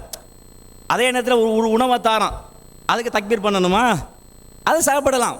தக்பீர் பண்ணி அல்லாஹ் அக்பர் சொல்லி அறுக்கிறது என்பது பிராணிக்கங்க அந்த வசனத்தில் விளக்கம். இந்த வசனத்தில் சொல்லுகிற பொழுது அந்த அறிஞர்களுக்கு மத்தியில், தஃப்சீர் உலமாக்களுக்கு மத்தியில், முஃபஸ்ஸிரீன்களுக்கு மத்தியில் பல கருத்து இருந்துச்சு. ஒரு கருத்து துபிகை என்று சொல்லும், உஹில்லைக்கு துபிகைன்னு அர்த்தம் இருக்கிறது, அப்போ அறுத்து பழுன்னு அர்த்தம் இருக்கிறது. அப்போ இன்னொரு அர்த்தம் என்ன? அப்போ அறுக்கிறது தவிர, அப்போ அறுக்கிறதையும் குறிக்கும். அறுக்கிறது கடவுளுக்கு முன்னால் எண்ணெயெல்லாம் கொண்டு வச்சு இன்னொரு கடவுளுடைய பெயரை ஒப்புவிக்கிறீங்களோ அதெல்லாம் குறிக்கும்னு சொன்னது. அப்போ கபீர் சொன்ன என்ன இடத்துல சொன்னார் என்று புரியாமல், நான் எதுக்கு விளக்கம் சொன்னேன்னு புரியாமல் சிறான்னு கேட்டால் 2 கிளிப்பையும் காட்டி மக்களுக்கு குழப்பத்தை ஏற்படுத்திக்கிறான்ற செய்தி நாங்கள் விளங்கப்படுத்துகிறோம். ஒன்று. அடுத்த என்ன சொல்லலான்னு கேட்டால், சரி இந்த துபிகை தபக வார்த்தைக்கு தானே அது நீங்கள் காட்டுறீங்க, நிறைய காட்டுறீங்க, அதெல்லாம் இன்னொரு கடவுளோடு சம்பந்தப்பட்டு வருகிற பொழுது அப்போ உயிரில் தான் வரும். நீ பொதுவாக ஆட்டை இருக்க மாட்டை இருக்கிறது, அதே நேரத்தில் கோழி இருக்கிறது, மனுஷன் இருக்கிறது, இது மாதிரி வரக்கில் அப்போ தபை தான் வரும். பெரிய ஒரு ஆய்வு. நான் என்ன கேட்டேன்னு கேட்டால், இது எப்படி கண்டுபிடிச்சார் இவர்? இல்லை, இந்த அபக என்ற சொல் எதுக்கு? அது இன்னொரு கடவுள் சம்பந்தப்பட்டு வரக்குள்ள அதுக்கு வரவே வராது. எந்த அறிஞர் சொன்னார் அப்படி யார் சொன்னா? என்ன விதிக்கு, என்ன விளக்கணைக்கு? அதை சொல்லணும். ஒன்று. ரெண்டாவது, அதே வசனத்தில் தெளிவாக இருங்க. வமா துபிக அல நுசுபுன்னு வருது. நுசுபு வமா துபிக அல நுசுபன்னு என்னப்பா அது? என்னது பேசுறது? அது சாதாரண கோழியா இருக்கிறது, மாட்டை இருக்கிறத பேசுறது அர்த்தம். அது தபக என்பது நுசுபோட இணைச்சு வருது. உங்க கருத்து என்ன வச்சீங்க நீங்க? இன்னொரு கடவுளோட சம்பந்தப்பட்டு வருகிற பொழுது, அறுக்கிற பொழுது அதுக்கெல்லாம் அது உயிரில் தான் வரும். ஆனால் தபகன்னு சாதாரண அறுக்கிறத பயன்படுத்தப்படும். அப்போ இங்கே வருது ஒமா துபிக அல நுசுபு. என்ன நுசுபு என்ன அர்த்தம்? எதை சொல்லப்படுது? அப்போ சாதாரண அறுக்கிறது சொல்லப்படுற விஷயமா? அப்போ ஒரு வசனத்தில் என்ன சொல்லப்படுது நமக்கு எதிராக நிற்குமே என்று பார்க்காம வைக்கிறது. ஏன் வைக்கிறது தெரியுமா? என்னடா பொதுமக்களை ஏதாவது அந்த வசனம் வெயிட்டான வாதாமல் இருந்தீங்க, வெயிட்டான வாதாமல் இருந்தோடனே இதுக்கு ஏதாவது பதில் சொல்லி மக்களை என்ன செய்யணும், நம்ம கொள்கைக்கு திருப்பிடணும். இந்த வசனத்தை வச்சு என்ன செய்யலான்னு கேட்டால் மக்கள் நினைக்கிறான், சரிதாங்க, வஹியிலிருந்து தபக என்ற வார்த்தை என்பது நபிகள்லாம் காலத்தில் எதுக்கு பயன்படுத்தப்பட்டீங்க? நிறைய பயன்படுத்தப்பட்டிருக்கிறது. ஆனால் எங்கேயுமே உஹில்ல என்ற வார்த்தை பயன்படுத்தப்படவே இல்லையே. மக்கள் யோசிக்கிறாங்க, இல்லை இவங்க தான் தப்பு செய்கிறாங்க, இவங்க தவறு செய்கிறாங்க. அதுக்கு இவராக கண்டுபிடிச்சி ஒரு ஆய்வு செஞ்சார். இதை நீங்கள் என்ன செய்யணும், புரிந்து கொள்ளணும். அடுத்தது வாரேன். அந்த நிர்பந்த நிலையில் ரீதியாக நமக்கு சில கேள்விகளை கேட்டிருக்கிறோம். என்ன கேள்வி கேட்டோம்னு கேட்டால், இப்போ பஸ்ஸில் நீங்கள் என்ன செய்கிறீங்கன்னு கேட்டால் போகிறீங்க. இலங்கையில் எந்த பஸ்ஸில் போனாலும் கூட பொதுவாக இசை இல்லாத பஸ்ஸு கிடையாது. அப்போ இசை என்பது ரசூல்லா காலத்தில் எப்படி நடந்து கொண்டாங்கண்டா, இப்னு உமர் அலி இசை கேட்டுன்னு காதில் கையை ஓட்டிக்கொண்டு வேறு திசை நோக்கி போனார். வேறு திசை நோக்கி போயிட்டு சொன்னார், ரசூலா இப்படி தான் நடந்து கொண்டாங்கன்னு செய்தி சொல்கிறார். அப்போ இசை சத்தம் காதில் விழக்கூடாது, திசை மாற்றினார். இதான மார்க்கம், இதான் இஸ்லாம். இப்போ நீ என்ன செய்யணும் தெரியுமா? இப்போ பஸ்ல எல்லாம் போயிடறாங்கப்பா, எப்படி போகிறது? வேற அந்த ரசூலாவை புறக்கணிச்சிக்கிறாங்க. ரசூலா புறக்கணிச்சனால எனவே இசை என்பது தவிர்க்க முடியாமல் இருக்கிறது. தவிர்க்க முடியாமல் இருப்பதனால இசை ஹலால் அப்படி பத்தா கொடுத்துருங்க. அப்படி பத்துவா கொடுப்பீங்களா? நிர்பந்தம் சொல்லுவீங்களா? ஒன்று முடியல, ஒன்று ஏழல்ல, அதுக்கு கஷ்டமா இருக்கிறது, எங்களுக்கு பயன்படுத்த முடியாத நிலைமை வந்தா நிர்பந்தம். அப்படி போங்க. ஹலால் கொடுத்துட்டு முடி எடுக்கிறதில்ல. இவங்களோட வாதம் எப்படி தெரியுமா? ஹலால் பத்துவா கொடுத்துருவாங்க. கொடுத்து போட்டு அப்படி ஒரு பத்துவான்னு இப்படி அவர் மார்க்கத்தை முடிவு எடுக்கிற. இது ஒரு கேள்வி கேட்டோம். நீங்கள் என்ன செய்யணும்? இப்போ நீங்கள் எல்லாருமே பஸ்ஸில் தான் வந்திருப்பீங்க, வரக்குள்ள பாட்டு தான் வந்திருப்பீங்க. இப்போ இவங்களோட கருத்து பார்க்குற பொழுது என்ன இப்போ என்னங்க செய்கிற? இப்போ நம்ம பஸ்ஸில் போக முடியாத, அப்போ அந்த இப்போ என்ன செய்யறது? நம்ம மார்க்க அழகான மார்க்கங்க, நிர்பந்தம். நீங்கள் தாராளமாக போங்க. இஸ்லாம் மார்க்கம் அழகிய மார்க்கம். இது மாதிரி தான் எல்லாரும் நிர்பந்தம், சில விஷயம் நிர்பந்திக்கிறது. இன்னொரு சில கேள்வி கேட்டுருவோம். உதாரணத்துக்கு நம்ம எல்லாமே கரண்ட் யூஸ் பண்ணுறோம். கரண்ட் யூஸ் பண்ணுகிற பொழுது கொஞ்சம் மிஸ் ஆகினா வட்டி போட்டுரும். அது அப்படி நடக்குது தானே? இப்போ இதனால் என்ன முடிவு எடுக்கும் தெரியுமா? வட்டி நிரந்தர நரகத்திட்டு செல்லும். வட்டி அல்லாவோட யுத்தத்துக்கு அழைக்கிற அளவுக்கு பயங்கரமான குற்றம். எனவே எந்த கரண்ட் யூஸ் பண்ணாமல் இருக்க முடியலை. எனவே கரண்ட் யூஸ் பண்ணுறது ஹலால் சொல்ல போகிறீங்க, நிர்பந்த நிலையில் எங்களுக்கு அனுமதி அப்படி சொல்ல போகிறீங்களா? அப்படியே முடிவு எடுக்கிற? இல்லை, கரண்ட் யூஸ் பண்ணுறது வட்டி தான், சம்பந்தப்படுதான், எங்களுக்கு தவிர்க்க முடியலங்க, தவிர்க்க முடியும் தான், அது ஹலால் அப்படி முடிவு எடுப்பீங்க. நிர்பந்த நீரில் ஹலால் சொல்ல போகிறீங்களா? நிர்பந்த நீரில் ஹலால் அப்படி தான் முடிவு எடுக்கணும். அது மாதிரி இன்னொரு சில செய்தி சொல்கிறேன் பாருங்க. இப்போ கோர்ட்டுக்கு போகணும். கோர்ட்டுக்கு போனால் எப்போவுமே அங்கே ஜட்ஜ் வருவார், கொஞ்சம் எலும்பணும். ஒருத்தருக்கான எலும்ப முடியுமா? என்ன தௌஹீத் என்ன பேசணும்? எவருக்கான யாருக்கான எலும்பக்கூடாது தானே? இப்போ கோர்ட்டுக்கு போய்த்து யாருக்கா ஜட்ஜ் நான் எலும்ப மாட்டேன், உட்காந்துருப்பேன், ஒரு தூக்கி உள்ளுக்கு போட்டுருவாங்களே. இல்லை நான் மார்க்கத்தை பின்பற்ற போகிறேன் அப்படியே சொல்லுவீங்க. என்னங்க மார்க்கத்தை புரிஞ்சிக்கிறீங்க? என்ன முடிவெடுப்பீங்க? இல்லைங்க அது நிர்பந்தங்க, முடியலைங்க. அப்போ நிர்பந்த நிலையில் மார்க்க தடை தான். ஆனாலும் எங்களுக்கு என்ன செய்யறது? நிர்பந்த நிலையில் அனுமதி அப்படி தானே சொல்லணும். அப்படிதான் முடிவெடுக்கணும், அப்படிதான் அறிவாளி முடிவெடுப்பான், மார்க்கத்தை பின்பற்ற முடிவெடுப்பான். இவங்களோட அடிப்படையை பார்த்தோம்னா எப்படி எல்லாமே அலாலாக்குறது, எல்லாம் அலா லேசா இப்போ எல்லாருக்கும் லேசிப்பேன். யாரெல்லாம் மார்க்கத்தில் விலையை கொஞ்சம் தூரமாக போகிறானோ அவனுக்கெல்லாம் இந்த மார்க்கம் வந்து நிறைய பேருக்கு வந்து பொங்கல் சாப்பாடு டேஸ்ட்டு தான் இங்கே தின்னுக்க முடியாமல் கொஞ்சம் விருதிப்பான். அவனுக்கெல்லாம் இப்போ சொன்ன உடனே பிஜே சொல்கிற கருத்தை சரி, அவன் வேற ஒன்றும் போக மாட்டான். டேஸ்ட்டுக்கு நீ மார்க்கத்தை பார்த்தியா, ஆய்வு பார்த்தியா, ஆய்வுங்க டேஸ்ட் நம்ம தின்னணும் நமக்கு. அப்படி தான் நிறைய பேர் முடிவெடுத்திக்கிறான். ஏன்னா மாற்று மதாக்கள் ஈக்கிறாங்க, ஒன்றும் பண்ண முடியலைங்க, எனக்கு அவங்களுக்கு என்ன சொல்ல முடியலைங்க, அவன் கேட்குற கேள்விக்கு அங்கே பதில் சொல்ல முடியல, அவனை நிறைய பிஸ்னஸ் வியாபாரம் ரீதியாக நாங்கள் நிறைய தொடர்பாக இருக்கிறாங்க, எப்படி இங்கே புறக்கணிக்கிறது? அப்போ இதனால் வந்து என்ன செய்யணும்னு கேட்டால் இந்த பிஜே நமக்கு சார்பாக ஒரு 10 சொல்லிட்டாருங்க. அதனால் வந்து நம்ம ஹலாலாக்கி இப்படி சில பேர் முடிவு எடுத்துக்கிறாங்க. மார்க்காடி பார்க்கல, வாசிக்க முடியும். சரி,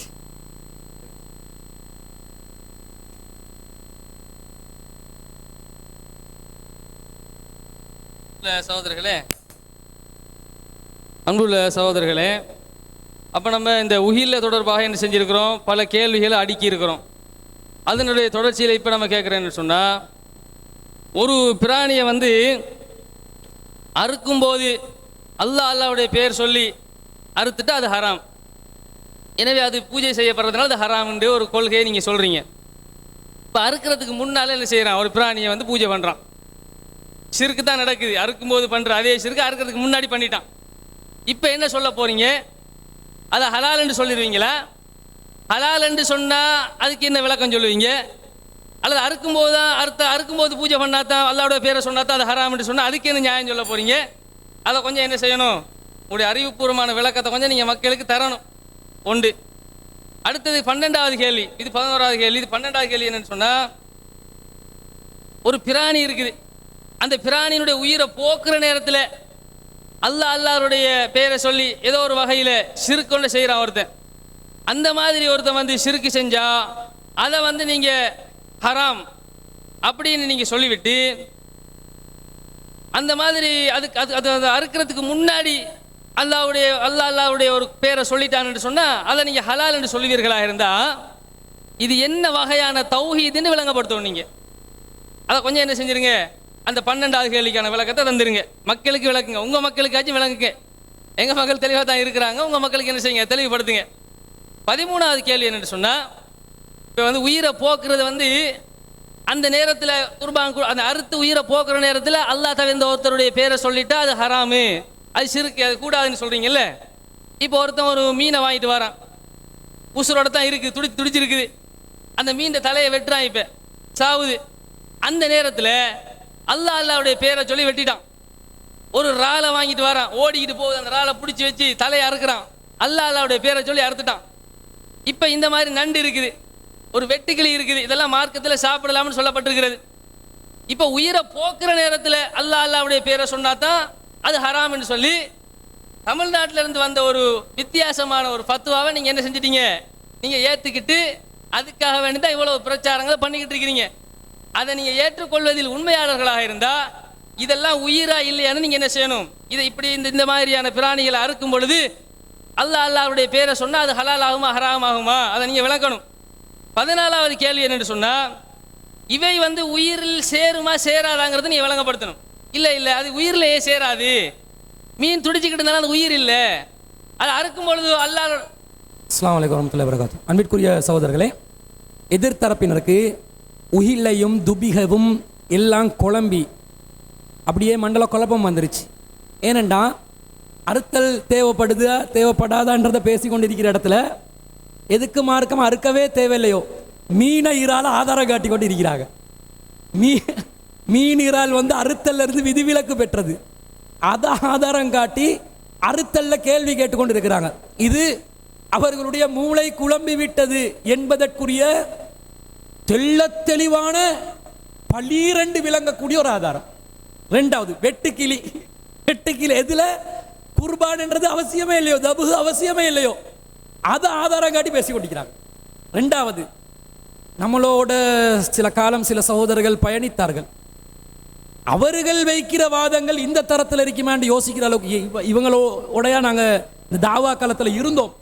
என்று நினைக்கிற அளவுக்கு. நிர்பந்தத்தை பற்றி பேசும்போது இசை பஸ்ஸில் டொக்குட்டு டொக்குட்டு போடுவான், உண்மையிலே கேட்கறதுக்கு இயலாது. அது ஒரே சத்தம் கண்டினியூவாக ஒரே ஃப்ளோவில் வரும், எல்லா பாட்டுக்கும் ஒரே சத்தம் தான் வரும். இப்போ நீங்கள் விரலை இப்படி வைத்து கொண்டு செல்வீர்களா? நிர்பந்தம் இல்லையா? நிர்பந்த நிலையில் நீங்கள் இசையை கேட்டுக்கொண்டு தானே போறீங்க. நீங்கள் நபி வழிப்படி என்ன செய்யணும்? இப்னு உமர் ரலியல்லாஹு அன்ஹு அவர்களுடைய ஒரு ஹதீஸை ஆதாரமாக காட்டினார்கள். அந்த ஹதீஸில் என்ன வருது, என்ன வாசகம்? நீங்கள் வெக்காட்டில் தான் இருந்தோம், நீங்கள் வெக்காட்டி கேட்கவும் இருந்தோம், மாஷாஅல்லாஹ் வச்சுட்டீங்க. என்ன வருதுன்றது பார்க்கறது இல்லையா? நான் ஆரம்பத்திலிருந்தே சொல்கிறேன், முன்பின் விஷயங்கள் எதுவுமே பார்ப்பதில்லை. ஹதீஸ் வாசகங்கள் என்ன இருக்கிறதுன்னு எதுவுமே பார்ப்பதில்லை. ஒரு அறக்குறையான நிலையில் என்னமோ ஒரு கருத்து நாங்கள் பரம்பரையாக இருந்துட்டோம், அதனால் இதை நாங்கள் ஆதரிக்கணும் என்பதற்காக ஒரு முடிவெடுத்து வாதம் செய்ய வருகிறார்கள் என்பதை விளங்கப்படுத்தும் விதத்தில் இந்த ஹதீஸ் இருக்குது. இவங்க வைக்கிற வாதம் இருக்குது. இந்த ஹதீஸ்ல என்ன சொல்லப்படுகிறது? உமர் ரலியல்லாஹு அன்ஹு அவர்கள் அன்ன இப்னு உமர் சமிஅ சௌத ஜம்மாரத்தி ராயின், ஒரு புலல் ஓசை, புல்லாங்குழல் ஓசை வாசிப்பவருடைய ஒரு இடையருடைய புலல் ஓசையை அவர் என்ன செய்கிறார்? செவிமடுக்கிறார். ஃபவலஅ உஸ்பஅஹி ஃபீ உதுனைஹி, அவர் தன்னுடைய 2 காதுகளில் விரல்களை வைத்துக் கொண்டார். வஅதல ராஹிலதஹு அனி தரீகி, அவர் அவருடைய வாகனத்தை தேசம் மாத்துறாரு. வஹுவ யகூலு, என்ன சொன்னார்? யா நாஃபிஉ, பக்கத்தில் அவருடைய பணியாளர் நாஃபி இருக்கிறார். நாஃபியே அத்தஸ்மஉ, இது உங்களுக்கு கேட்குதா? என்னது? புல்லாங்குழல் ஓசை கேட்கிறதா? அவர் சொல்கிறார் ஃபஅகூலு நஅம், ஆம் கேட்கிறது. ஃபயம்லி ஹத்தா குல்து லா வலஅ யதைஹி வஆத ராஹிலதஹு இலா தரீக், எது வரைக்கும் இது கண்டினியூ ஆவிச்சு? நான் இது கேட்க இல்லை, விரலை நீங்க எடுக்க வேண்டிய நிலை வந்துருச்சு, இப்ப சத்தம் கேட்கிறன்ற அளவுக்கு மீண்டும் வாகனத்துடைய அந்த பாதையை மாற்றுகின்ற அளவுக்கு இது நீடிக்குது. நான் ஏன் தெரியுமா என்னுடைய காதுகளில் விரல்களை வைத்துக் கொண்டேன்? இப்னு உமர் ரலியல்லாஹு அன்ஹு அவர்கள் சொல்கிறார்கள், வ சமிஅ சௌத ஜம்மாரத்தி ராயின், நான் நபி ஸல்லல்லாஹு அலைஹி வஸல்லம் அவர்கள் ஒரு இடையருடைய உலலோசையை கேட்டார்கள். ஃபஸனஅ மிஸ்ல ஹாதா, இப்படிதான் அவர்களும் செய்தார்கள், எனவே நானும் செய்தேன். ஹதீஸ். ஹதீஸை மேலோட்டமா பார்க்கும்போது, ஓ இசை கேட்கும் போது நபி வழி காதுகளில் விரல் வைக்க வேண்டும் என்ற மாதிரி விளங்குது. அவங்கள அப்படித்தான் புரிஞ்சாங்க. இப்ப நபி வழிப்படி இந்த ஹதீஸ்ல விளக்கம் அதுவாக இருந்தால், இசை கேட்டால், பிறரால் இசை வாசிக்கப்படும் போது நீங்கள் செவிமடுத்தால் காதுகளில் விரல்களை வைக்க வேண்டும் என்பதுதான் மார்க்க ஆதாரமாக இருந்தால், ஒருத்தராவது பஸ்ல போகும்போது வேற காதுல இருந்து விரல் எடுக்கலுமா? வச்சுதானுங்க போகணும். நபி ஸல்லல்லாஹு அலைஹி வஸல்லம் சொன்னாங்கடா, அது எனக்கு முடியாதுன்னு சொல்லலுமா? அல்லாஹ்வின் தூதர் இதா கலல்லாஹு வ ரசூலுஹு அம்ரன், அல்லாஹ்வும் ரசூலும் ஒரு காரியத்தை தீர்மானித்து விட்டால் அவங்களுக்கு அதுல சுய கருத்து கொள்வதற்கு எந்த அதிகாரமும் இல்லை. அல்லாஹ் ரசூல் இப்படி சொல்லி இருந்த, இசை கேட்கும் போது காதுல விரல வையி, காதை பொத்திக்கொள் என்று சொன்னால் அப்படிதான் செய்யணும். மாற்று கருத்து வைக்கலாமா? வைக்க முடியாது. இந்த ஹதீஸ் அதான் சொல்லிச்சு. நல்லா கவனிங்க.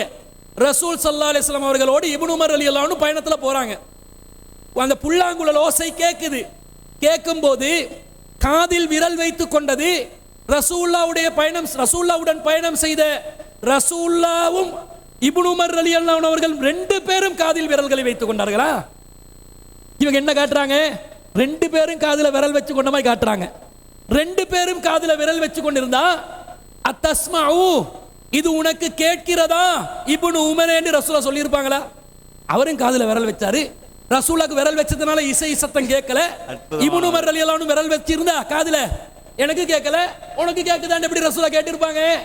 கேட்டு இருக்க வாய்ப்பு இருக்குதா? இல்ல. அப்ப என்ன நடந்திருக்குது? நபி ஸல்லல்லாஹு அலைஹி வஸல்லம் அவர்கள் காதுகளில் விரலை வைத்தார்கள். தனக்கு முன்னால் ஒரு நபி தோழர் பயணிக்கிறார். அவர் காதுகளில் விரலை வைப்பதை நபி ஸல்லல்லாஹு அலைஹி வஸல்லம் அவர்கள் வலியுறுத்தினார்களா? இல்லை. இன்னும் சொல்ல போனால் அத்தஸ்மஉ, நாஃபியே உனக்கு, இப்னு உமரே உனக்கு கேட்கிறதா என்று கேட்கிறாங்கண்டா, உனக்கு கேட்குதான்றாங்க, நீ விரல் காதுல விரல் வைக்கலன்னு அர்த்தம். அல்லாஹ்வின் தூதர் ஒரு காரியத்தில் ஈடுபடுறாங்க. தனக்கு முன்னாலே ஒரு நபித்தோழர் அந்த காரியத்துக்கு மாற்றமா செய்யறாங்க. மார்க்கத்துல அடிப்படை நபிகள் நாயகம் ஸல்லல்லாஹு அலைஹி வஸல்லம் அவர்கள் செய்ததை போன்று மட்டும்தான் அந்த இடத்துல செய்யணும் என்று இருந்திருந்தால், தனக்கு மாற்றமாக செய்த இப்னு உமர் அவர்களை ரசூல் ஸல்லல்லாஹு அலைஹி வஸல்லம் அவர்கள் கண்டித்திருப்பார்களா? இல்லையா? கண்டித்திருப்பார்கள். இதே தான் இப்னு உமர் ரலியல்லாஹு அன்ஹு அவர்கள் நாஃபியுடன் பயணம் செல்லும் போது அவர் காதுல விரல வைக்கிறாரு. நாஃபி காதில விரல வைக்கல, அதனால தான் கேட்கிறார், யா நாஃபிஉ, நாஃபியே அத்தஸ்மஉ, உங்களுக்கு கேக்குதா என்று கேட்கிறார்கள். அப்ப நாஃபி சொல்கிறார், அவருக்கு கேட்காத அந்த இடம் வரும் வரைக்கும் இப்ப கேட்குது இல்லைன்னு சொன்னோன்னே அவர் விரல எடுக்கிறாரு. இதுல இருந்து நீங்க பஸ்ஸில் பயணம் செய்தால் அவர் வக்காலத்து வேற, பஸ்ஸில் பயணம் செய்தால் காதுல விரல் வச்சு போவீங்களா? பேணுதலுக்காக சொல்லப்படுது. அல்லாஹ்வின் தூதர் மார்க்க சட்டமாக அதை வைத்திருந்தால் நாஃபியுக்கும் அதை செய்ததை இப்னு உமர் தடுத்திருப்பார்கள். இப்னு உமர் அதை கேட்டதை ரசூலுல்லாஹ் தடுத்திருப்பார்களா இல்லையா? இந்த அடிப்படை எல்கேஜி நாலேஜ் கூட இல்லாம ஹதீஸ வைக்கிறாங்க. இது நிர்பந்தமா? அடுத்தவன் இசையை இசைத்தால் நான் இசைத்து கேட்பது எனக்கு ஹராம், அடுத்தவன் இசைத்த அந்த சபையில நான் கலந்து கொள்ள மாட்டேன், நான் பயணிக்கிறேன்னா அவன் போட்டா நான் என்ன பண்ணேன், அது எனக்கு பொருத்தம் இல்லை. நாங்க இந்த நிர்பந்தம் என்றது இல்லவே இல்லை என்று சொன்ன மாதிரி ஒரு கருத்தை காட்டுறாங்க. நிர்பந்த மார்க்கத்தில் இல்லைன்னு யாரு சொன்னா? நிர்பந்த மார்க்கத்தில் இல்ல இருக்கிறது. நாங்க உங்ககிட்ட கேட்ட கேள்வி என்ன தெரியுமா? நீங்கள் உலகத்தில் உள்ள விதிவிலக்காக இருக்கக்கூடிய நிர்பந்தத்தை விதியாக்கி விட்டீர்கள். சூரியன் நிர்பந்தம் என்கிறீர்கள், சந்திரன் நிர்பந்தம் என்கிறீர்கள், தண்ணீர் நிர்பந்தம் என்கிறீர்கள்.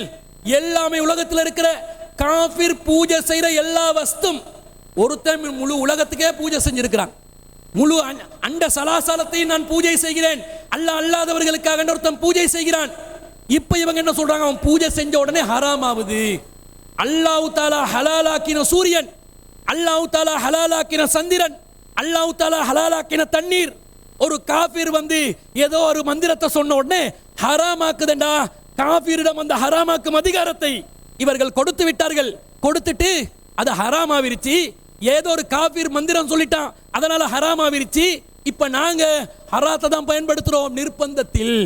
இப்ப இவங்க காஃபிர் கடையில சாமான் வாங்காதீங்க, காஃபிர் கடையில போயிட்டு எந்த பொருளையும் வாங்காதீங்க, ஹராம்.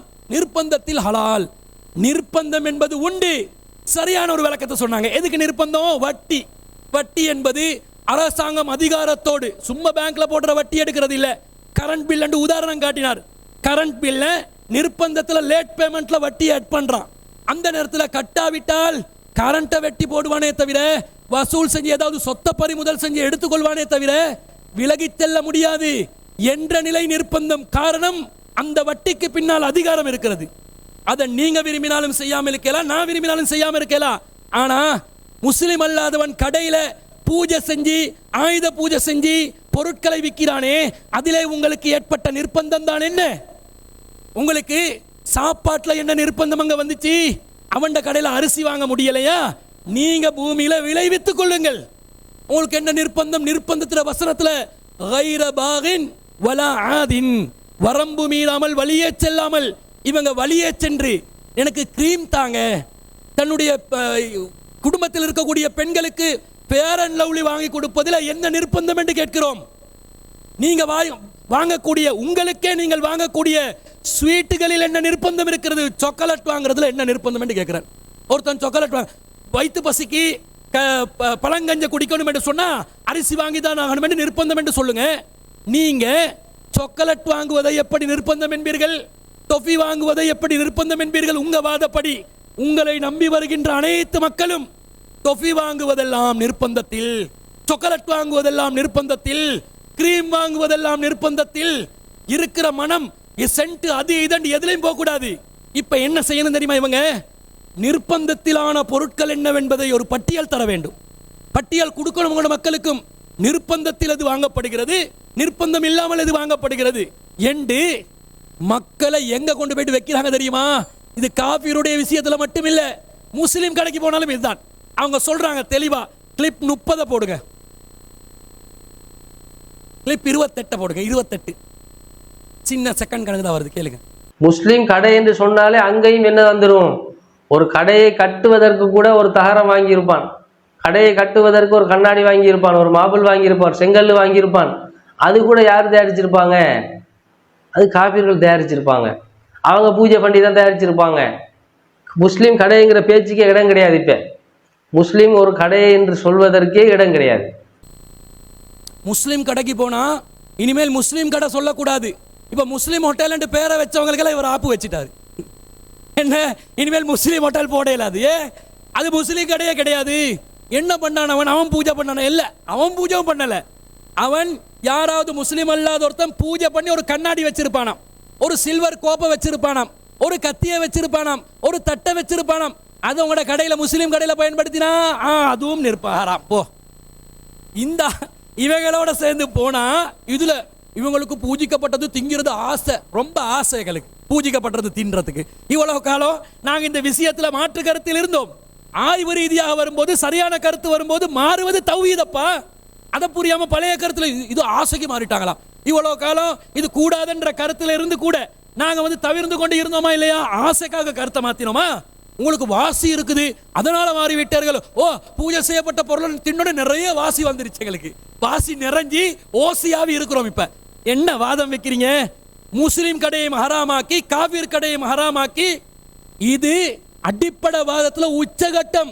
அல்வலா வல்பரா என்று சிலர் அடிப்படை வாதத்தில் இருந்தார்கள். அவர்களை தாண்டிய தலைக்கணம் உச்சகட்ட வரம்பு மீறுதல், காபீர்களை வெறுக்க வைத்து. அஸ்ஸலாமு அலைக்கும் வரஹ்மத்துல்லாஹி வபரகாத்துஹு. கண்ணியத்துக்குரிய சகோதரர்களே, நம்ம சகோதரர் ராஜிக் அவர்கள் என்ன செய்கிறார்கள் என்று சொன்னால், அப்பப்போ அந்த சில விஷயங்களை வரம்பு மீறுற மாதிரி என்ன செய்கிறாரு, சில தகவல்களை பதிவு செய்கிறாரு. அதுக்கு நம்ம ஒரு முற்றுப்புள்ளி வைக்க வேண்டியிருக்குது. இல்லை என்று சொன்னால் நம்ம அதை ஆதரிச்சுக்கிட்டு போன மாதிரி போயிடும்.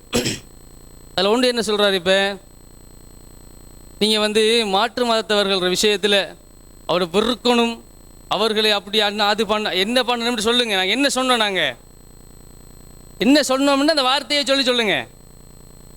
நீங்களாக உங்களோட வாயினால் இட்டு கேட்டு சொல்ல போகிறீங்களா? என்ன சொன்னோம், என்ன சொல்லி கொண்டிருக்கிறோம் என்கிறதை ஆதாரத்தோடு சொல்லணும். நீங்கள் அல்வலா வல் பரான்னு சொல்லி ஒரு சப்ஜெக்டை தூக்குறாரு, அதுக்குள்ளே பெல் அடிச்சிட்டாங்க. அதை நீங்கள் அடுத்த அமர்வில் சொல்லணும். என்ன அல்வலா அல் பரா, இன்னா புராவு மின்கும் வமிமா தஅபுதூன மின் தூனில்லா என்கிற குர்ஆன் வசனம் உங்களுடைய குர்ஆனில் இல்லையா? இப்போ வெட்டி எறிஞ்சிட்டீங்களோ?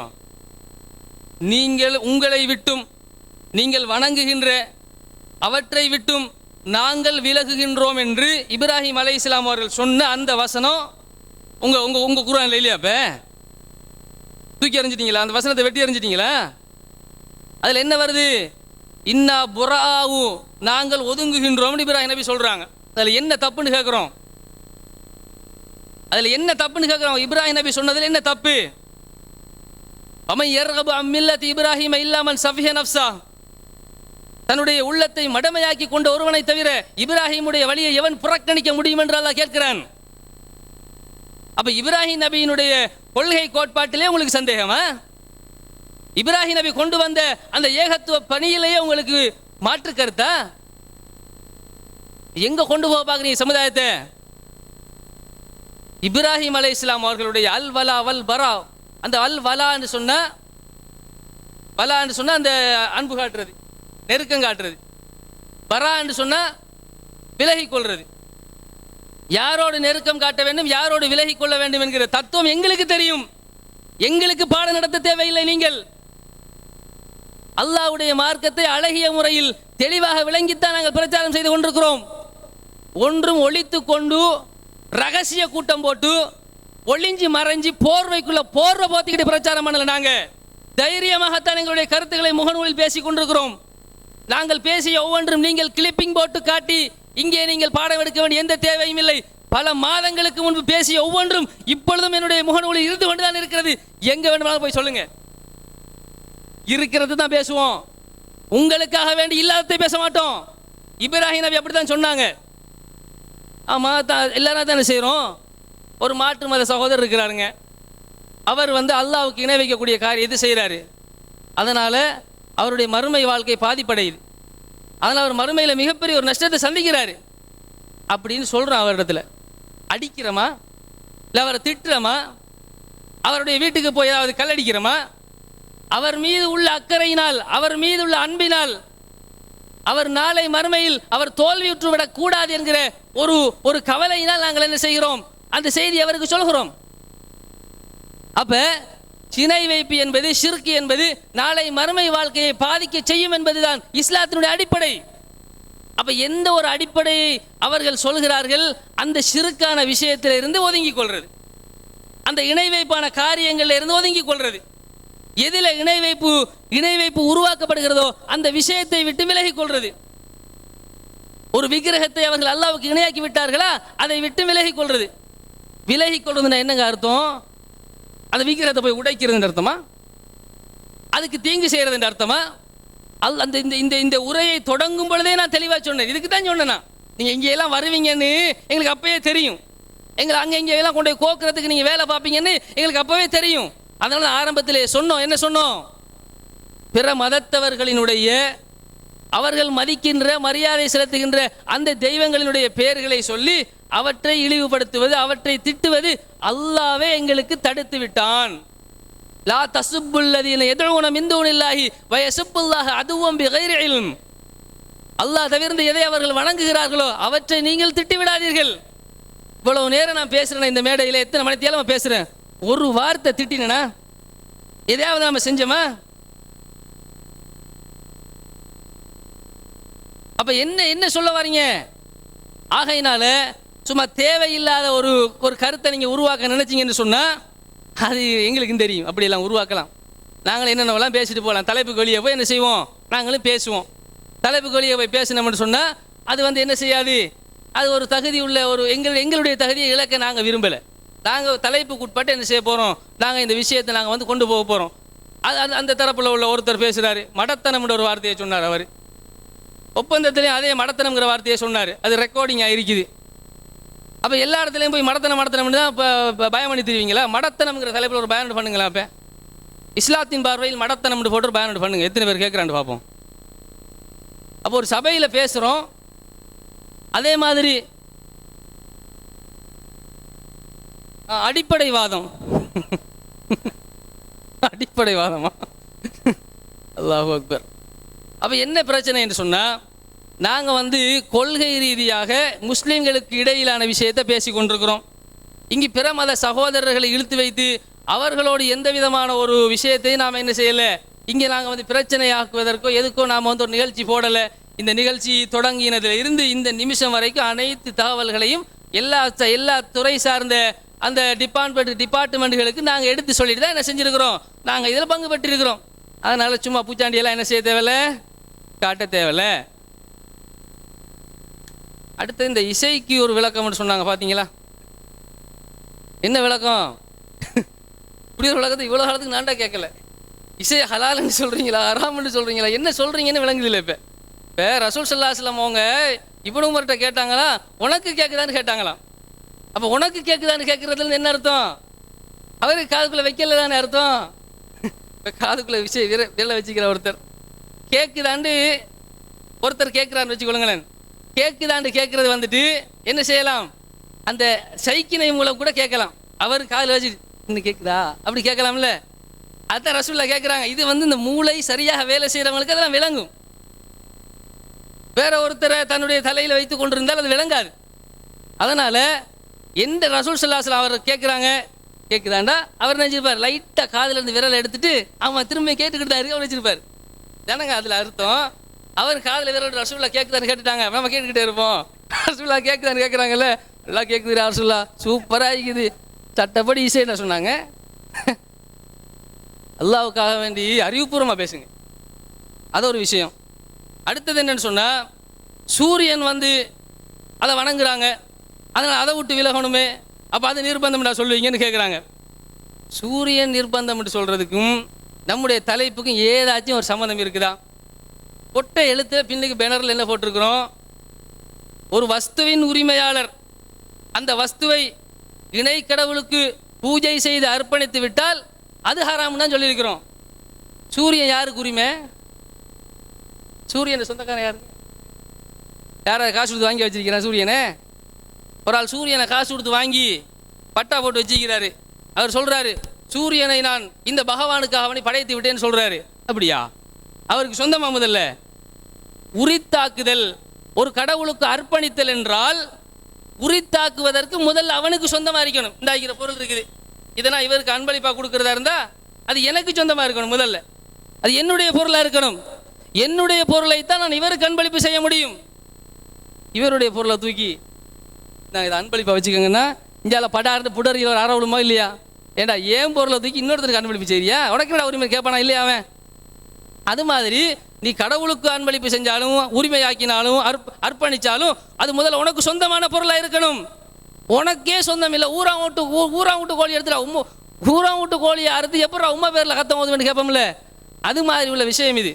அதனால் சூரியனை படைக்கவும் முடியாது, சூரியனை அதை கடவுளாக எடுத்து வணங்கவும் முடியாது, அதை அர்ப்பணிக்கவெல்லாம் இயலாது. அதுவெல்லாம் அவர்களுக்கு சொந்தம் இல்லாதது. இந்த ரோட்டை பூஜை செய்கிறது, கடலை பூஜை செய்கிறது, அவங்க வாதங்கள் என்னது ரோட்டை பூஜை செய்கிறது, காவேரி தண்ணியை பூஜை செய்கிறது, கடலை பூஜை செய்கிறது, ஹாஸ்பிட்டல் ஒருத்தன் பூஜை செஞ்சுட்டானே, ஹாஸ்பிட்டல் அவரை வாப்பாட ஹாஸ்பிட்டலா பூஜை செய்கிறதுக்கு? அவர் வாப்பா கட்டின ஹாஸ்பிட்டல் அது அரசாங்கத்தின் ஹாஸ்பிட்டல். ஆகவே ஹாஸ்பிட்டலுக்குள்ள இன்னொரு முக்கியமான விஷயம் நிர்பந்தம், உயிர் விஷயம். இப்போ ஒரு சித்தாலா போய் பூசுகிற ஒரு டாக்டர்கிட்ட போய் எனக்கு ஹார்ட் ஆப்ரேஷன் பண்ண முடியுமா? அது எவன் படிச்சிருக்கிறானோ அவங்ககிட்ட தான் போகணும். அதனால் சும்மா கண்ட ஹாஸ்பிட்டலுக்கெல்லாம் இது பூஜிக்கப்பட்ட ஹாஸ்பிட்டல், நான் இங்கே வர மாட்டேன்டா ஹார்ட் வெடிச்சு அப்படி சாக வேண்டியதுதான். கிட்னிக்கு பதிலாக வேறு என்னத்தையாக தான் பூட்டிக்கிட்டு தெரியணும். அது பூஜை செய்யப்பட்ட ஹாஸ்பிட்டல், நான் வரமாட்டேன்னு சொல்ல முடியுமா? அடே எவன் அந்த துறையில் படிச்சிருக்கிறானோ அவங்ககிட்ட தான் நீ அந்த ஆப்ரேஷன் பண்ண போகணும். சும்மா அந்த மருந்து பூசுகிற டாக்டர்கிட்ட போய் கிட்னி ஆப்ரேஷன் பண்ணினா அப்புறம் உனக்கு பத்திரிகை அடிச்சிருவாங்க. ஆகையினால அறிவுபூர்வமான வாதங்களை வைங்க. அடுத்து இன்னும் சில கேள்விகள் இருக்குதுல்ல, அதை அள்ளி போட வேண்டியிருக்கு. அது என்னன்னு சொன்னால்,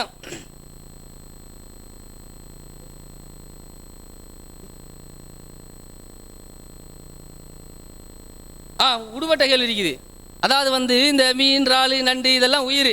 ஒரு உயிரை அறிஞர் சொன்னதுங்க. இது ஒரு உயிரை அறுக்கும் போது அதிலே ஒரு செயல் நிகழ்வதனால் அதிலே வேறொரு கடவுளுடைய பேரை சொன்னா தான் அது சிறுக்கு. உருளைக்கிழங்கு கத்திரிக்காயிலெல்லாம் உயிர் இல்லை, உயிரை போக்குறது ஒன்றும் இல்லை. மீனில் உயிர் இருக்குதானே, நண்டில் உயிர் இருக்குதானே, இறாலில் உயிர் இருக்குதானே.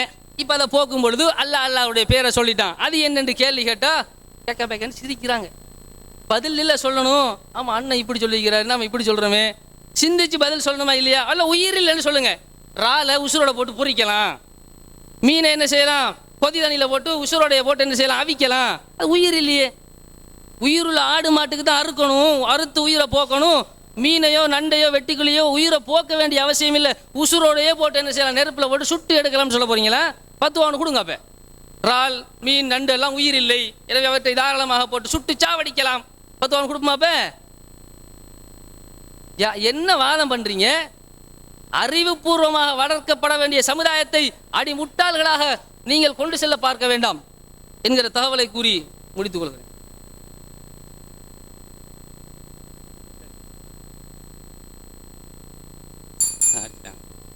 இப்ராஹிம் நபி சம்பந்தமாக நான் ஏற்கனவே ஒரு வாதம் வச்சேன்.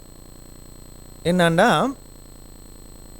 அவங்க சொல்கிறாங்க, நீங்கள் வணங்குவதை விட்டும் நான் விலகி கொண்டேன்.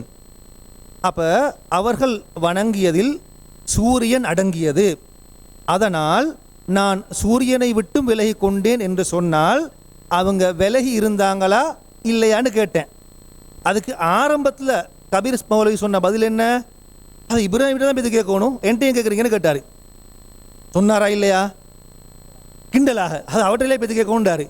அப்போ இப்ராஹிம் நபிகிட்ட, அதாவது இப்ராஹிம் நபிக்கே பதில் இல்லை. அதுக்கு இவங்களுக்கு இல்லை மட்டும் இல்லை, இப்ராஹிம் நபிக்கே இல்லை பதில். எப்படி ஒரு ஆள் இப்ராஹிம் நபி கேட்குறாரு, நீங்கள் சொல்கிறீங்க நாங்கள் வணங்குற சூரியனை விட்டு நீங்கள் விலகிட்டேன்னு சொல்கிறீங்க, நீங்கள் விலக இல்லைன்னு கேட்டால் விலக இல்லை தான். இப்போ அவளை சொல்லுது அல்ல போய் கேள்வி சொல்லுவார். அப்போ எனக்கு சொன்னேன் அப்படி இல்லை. அதுக்கு என்ன விளக்கம்?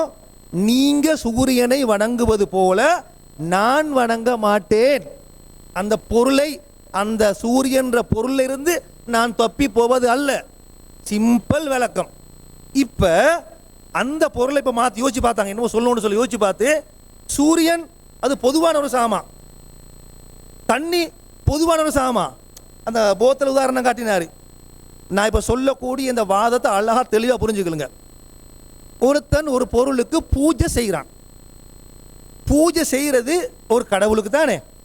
அந்த கடவுள் எங்கள் நம்பிக்கைப்படி இல்லை இல்லை என்று சொன்னால் அவன் ஏதோ ஒரு பரக்கத்து இறங்குதுன்னு சொல்றதும் பொய். ரெண்டுமா பொய்யா இல்லையா? அப்ப பரக்கத்து ஒரு பொருளுக்கு இறங்குது பூஜை செஞ்சா என்று சொல்வது அவன் வாதப்படி உண்மை. அதனால தான் நீங்க அதை ஹராம்ன்றீங்க. அவன் என்ன சொல்றான், இந்த பொருளுக்கு இந்த கடவுள் மேல் நான் பூஜை செஞ்சால் அதுல என்னமோ ஒன்று இருக்குது. அப்ப அவன் வாதப்படிதான் நீங்க ஒரு முடிவெடுத்தீங்க. அதே ஆள் என்ன சொல்றான்னு கேட்டால், இந்த பொருள் எனக்கு உரிமை இல்லாவிட்டாலும் நான் பூஜை செஞ்சா அந்த பரக்கத் தரும்னு அவன் தான் சொல்றான். அதுவும் பொய் தானே, ரெண்டும் பொய், ரெண்டுமே இல்லை. ஒண்ணுல அவன் சொன்னதை நம்புறீங்க, ரெண்டாவதுல நீங்களா முடிவு எடுக்கிறீங்க. இப்ப நீங்க என்ன செய்யணும்னு கேட்டா, ரெண்டையும் வேறு பிரிக்கணும். அதாவது மார்க்க ஆதாரப்படி சரி, எந்த ஆதாரப்படி சரி, எப்படி பிரிக்கணும்? இந்த பொருள் ஒருத்தனுக்கு சொந்தமாக இருந்தா மட்டும்தான் அந்த பரக்கத் இறங்கும். இறங்க முடியாது, முதல் பொய், இறங்காது. இறங்காது. அது இல்ல மத்தவனுக்கு சொந்தம் சொன்னா திருடின பொருளுக்கு இறங்காது, மத்தவன் பொருளுக்கு எல்லாம் பரக்கத் இறங்காது, அவன்டையா தான் இருக்கணும். வா வைங்க பாப்பா அதுக்கு ஆதாரம். இதுக்கு தான் நாங்க தெளிவாக அந்த டைம்ல இந்த கேள்வியை கேட்டோம். ராஜ்கண்ணி. அன்பிற்குரிய சகோதரர்களே, அதாவது ஒரு பொருள் பூஜிக்கப்பட்டால் எப்போ ஹராமாகும் என்றா, அது வஸ்துவின் உரிமையாளர் பெனரை பார்க்க சொன்னாங்க. பார்த்தோம், தவறானவர் கலை ஐ தேவன கலையோ என்னமோ ஒரு கலையை ஒன்று இருக்குது. சரியா, பெனரை பார்க்க சொன்னதுனால பெனர் என்னமோ குரான் வசனம் மாதிரி. இவங்க சொன்ன பெனரில் வாசகத்தை நிலைப்பாடு போட்டோன்னே அது குரான் வசனம் தானே, உடனே ஓ இதுதான் அர்த்தம் என்று புரிய. பூஜிக்கப்பட்டால் அல்லாதவர்களுக்கு ஹராம் என்று சொல்றீங்களே, சொந்த பொருளை பூஜிக்கப்பட்டால் தான் ஹராம், இரவல் பொருள் பூஜிக்கப்பட்டால் ஹராம் இல்லை, அவர்களுடைய ஃபத்துவா. அதான் உங்களோட பெனர் நிலைப்பாடு. பெனர் நிலைப்பாடு என்ன? சொந்த பொருளுக்கு பூஜை செய்யக்கூடாது, பூஜை செஞ்சால் ஹராம் ஆகிரும். அது எவன்டையாவது சொந்தம் இல்லாத இரவல் பொருள் பூஜை செஞ்சால் அது என்ன வாதம் இது? பெனரை பார்க்கட்டுமா, பெரிய குரான் வசனத்தை போட்டாங்க. நிலைப்பாடு என்னது? அந்த பொருளுக்கு சொந்தக்காரன் சூரியனு நமக்கு சொந்தமானு. சூரியனை எதுக்கு வெச்சமென்றது கூட புரியுதில்லை பாருங்க, அதான் ஆச்சரியமா இருக்குது. அவங்க இப்ராஹிம் அலைஹிஸ்ஸலாத்தை ஆதாரம் காட்டி சூரியனை விட்டு விலகுறோம் என்று வருமேன்னு நாங்கள் கேள்வி கேட்குறோம். அவங்க ஆதாரம் காட்டும் போது அப்பதான் அவங்க அதுக்கு என்ன சொல்றாங்க, சூரியன் எங்களுக்கு சொந்தமா, அது சொந்தமான்றாங்க. சிறுக்க வமிம்மா தஅபுதூன மின் தூனில்லாஹ், நீங்க அல்லாஹ்வை விட்டு எதை வணங்குகிறீர்களோ அதை விட்டு நாங்கள் விலகியவர்கள் என்பதின் அர்த்தம் பூஜை செய்யப்பட்ட பொருள்ல இருந்து நாங்கள் விலகணும் என்பதுதான் உங்களுடைய வாதம். அதுதான் வாதமாக இருந்தால் நாங்க என்ன சொன்னோம் தெரியுமா? பூஜை செய்யப்பட்ட பொருள் என்பது அவங்க வணக்கத்துக்குரிய ஒரு பொருளாக பார்க்கவே இல்லை என்றோம். அவங்க வாழைப்பழத்தை பூஜை செய்வார்கள், சாப்பிடுவார்கள். பிரசாதத்தை பூஜை செய்வார்கள், அந்த பிரசாதம் பூஜை செய்த பிரசாதத்தை அவர்கள் பகிர்வார்கள், அதோட அன்னமாக பார்ப்பார்கள். எப்படி அன்னதானம் செய்வார்களே அதே போன்ற ஒரு அன்னம், ஒரு உணவை பிறருக்கு வழங்குவது புண்ணியம். அதுதான் அந்த புண்ணியத்தின் மூலமாகத்தான் பாவங்கள் அகற்றப்படுகின்றன.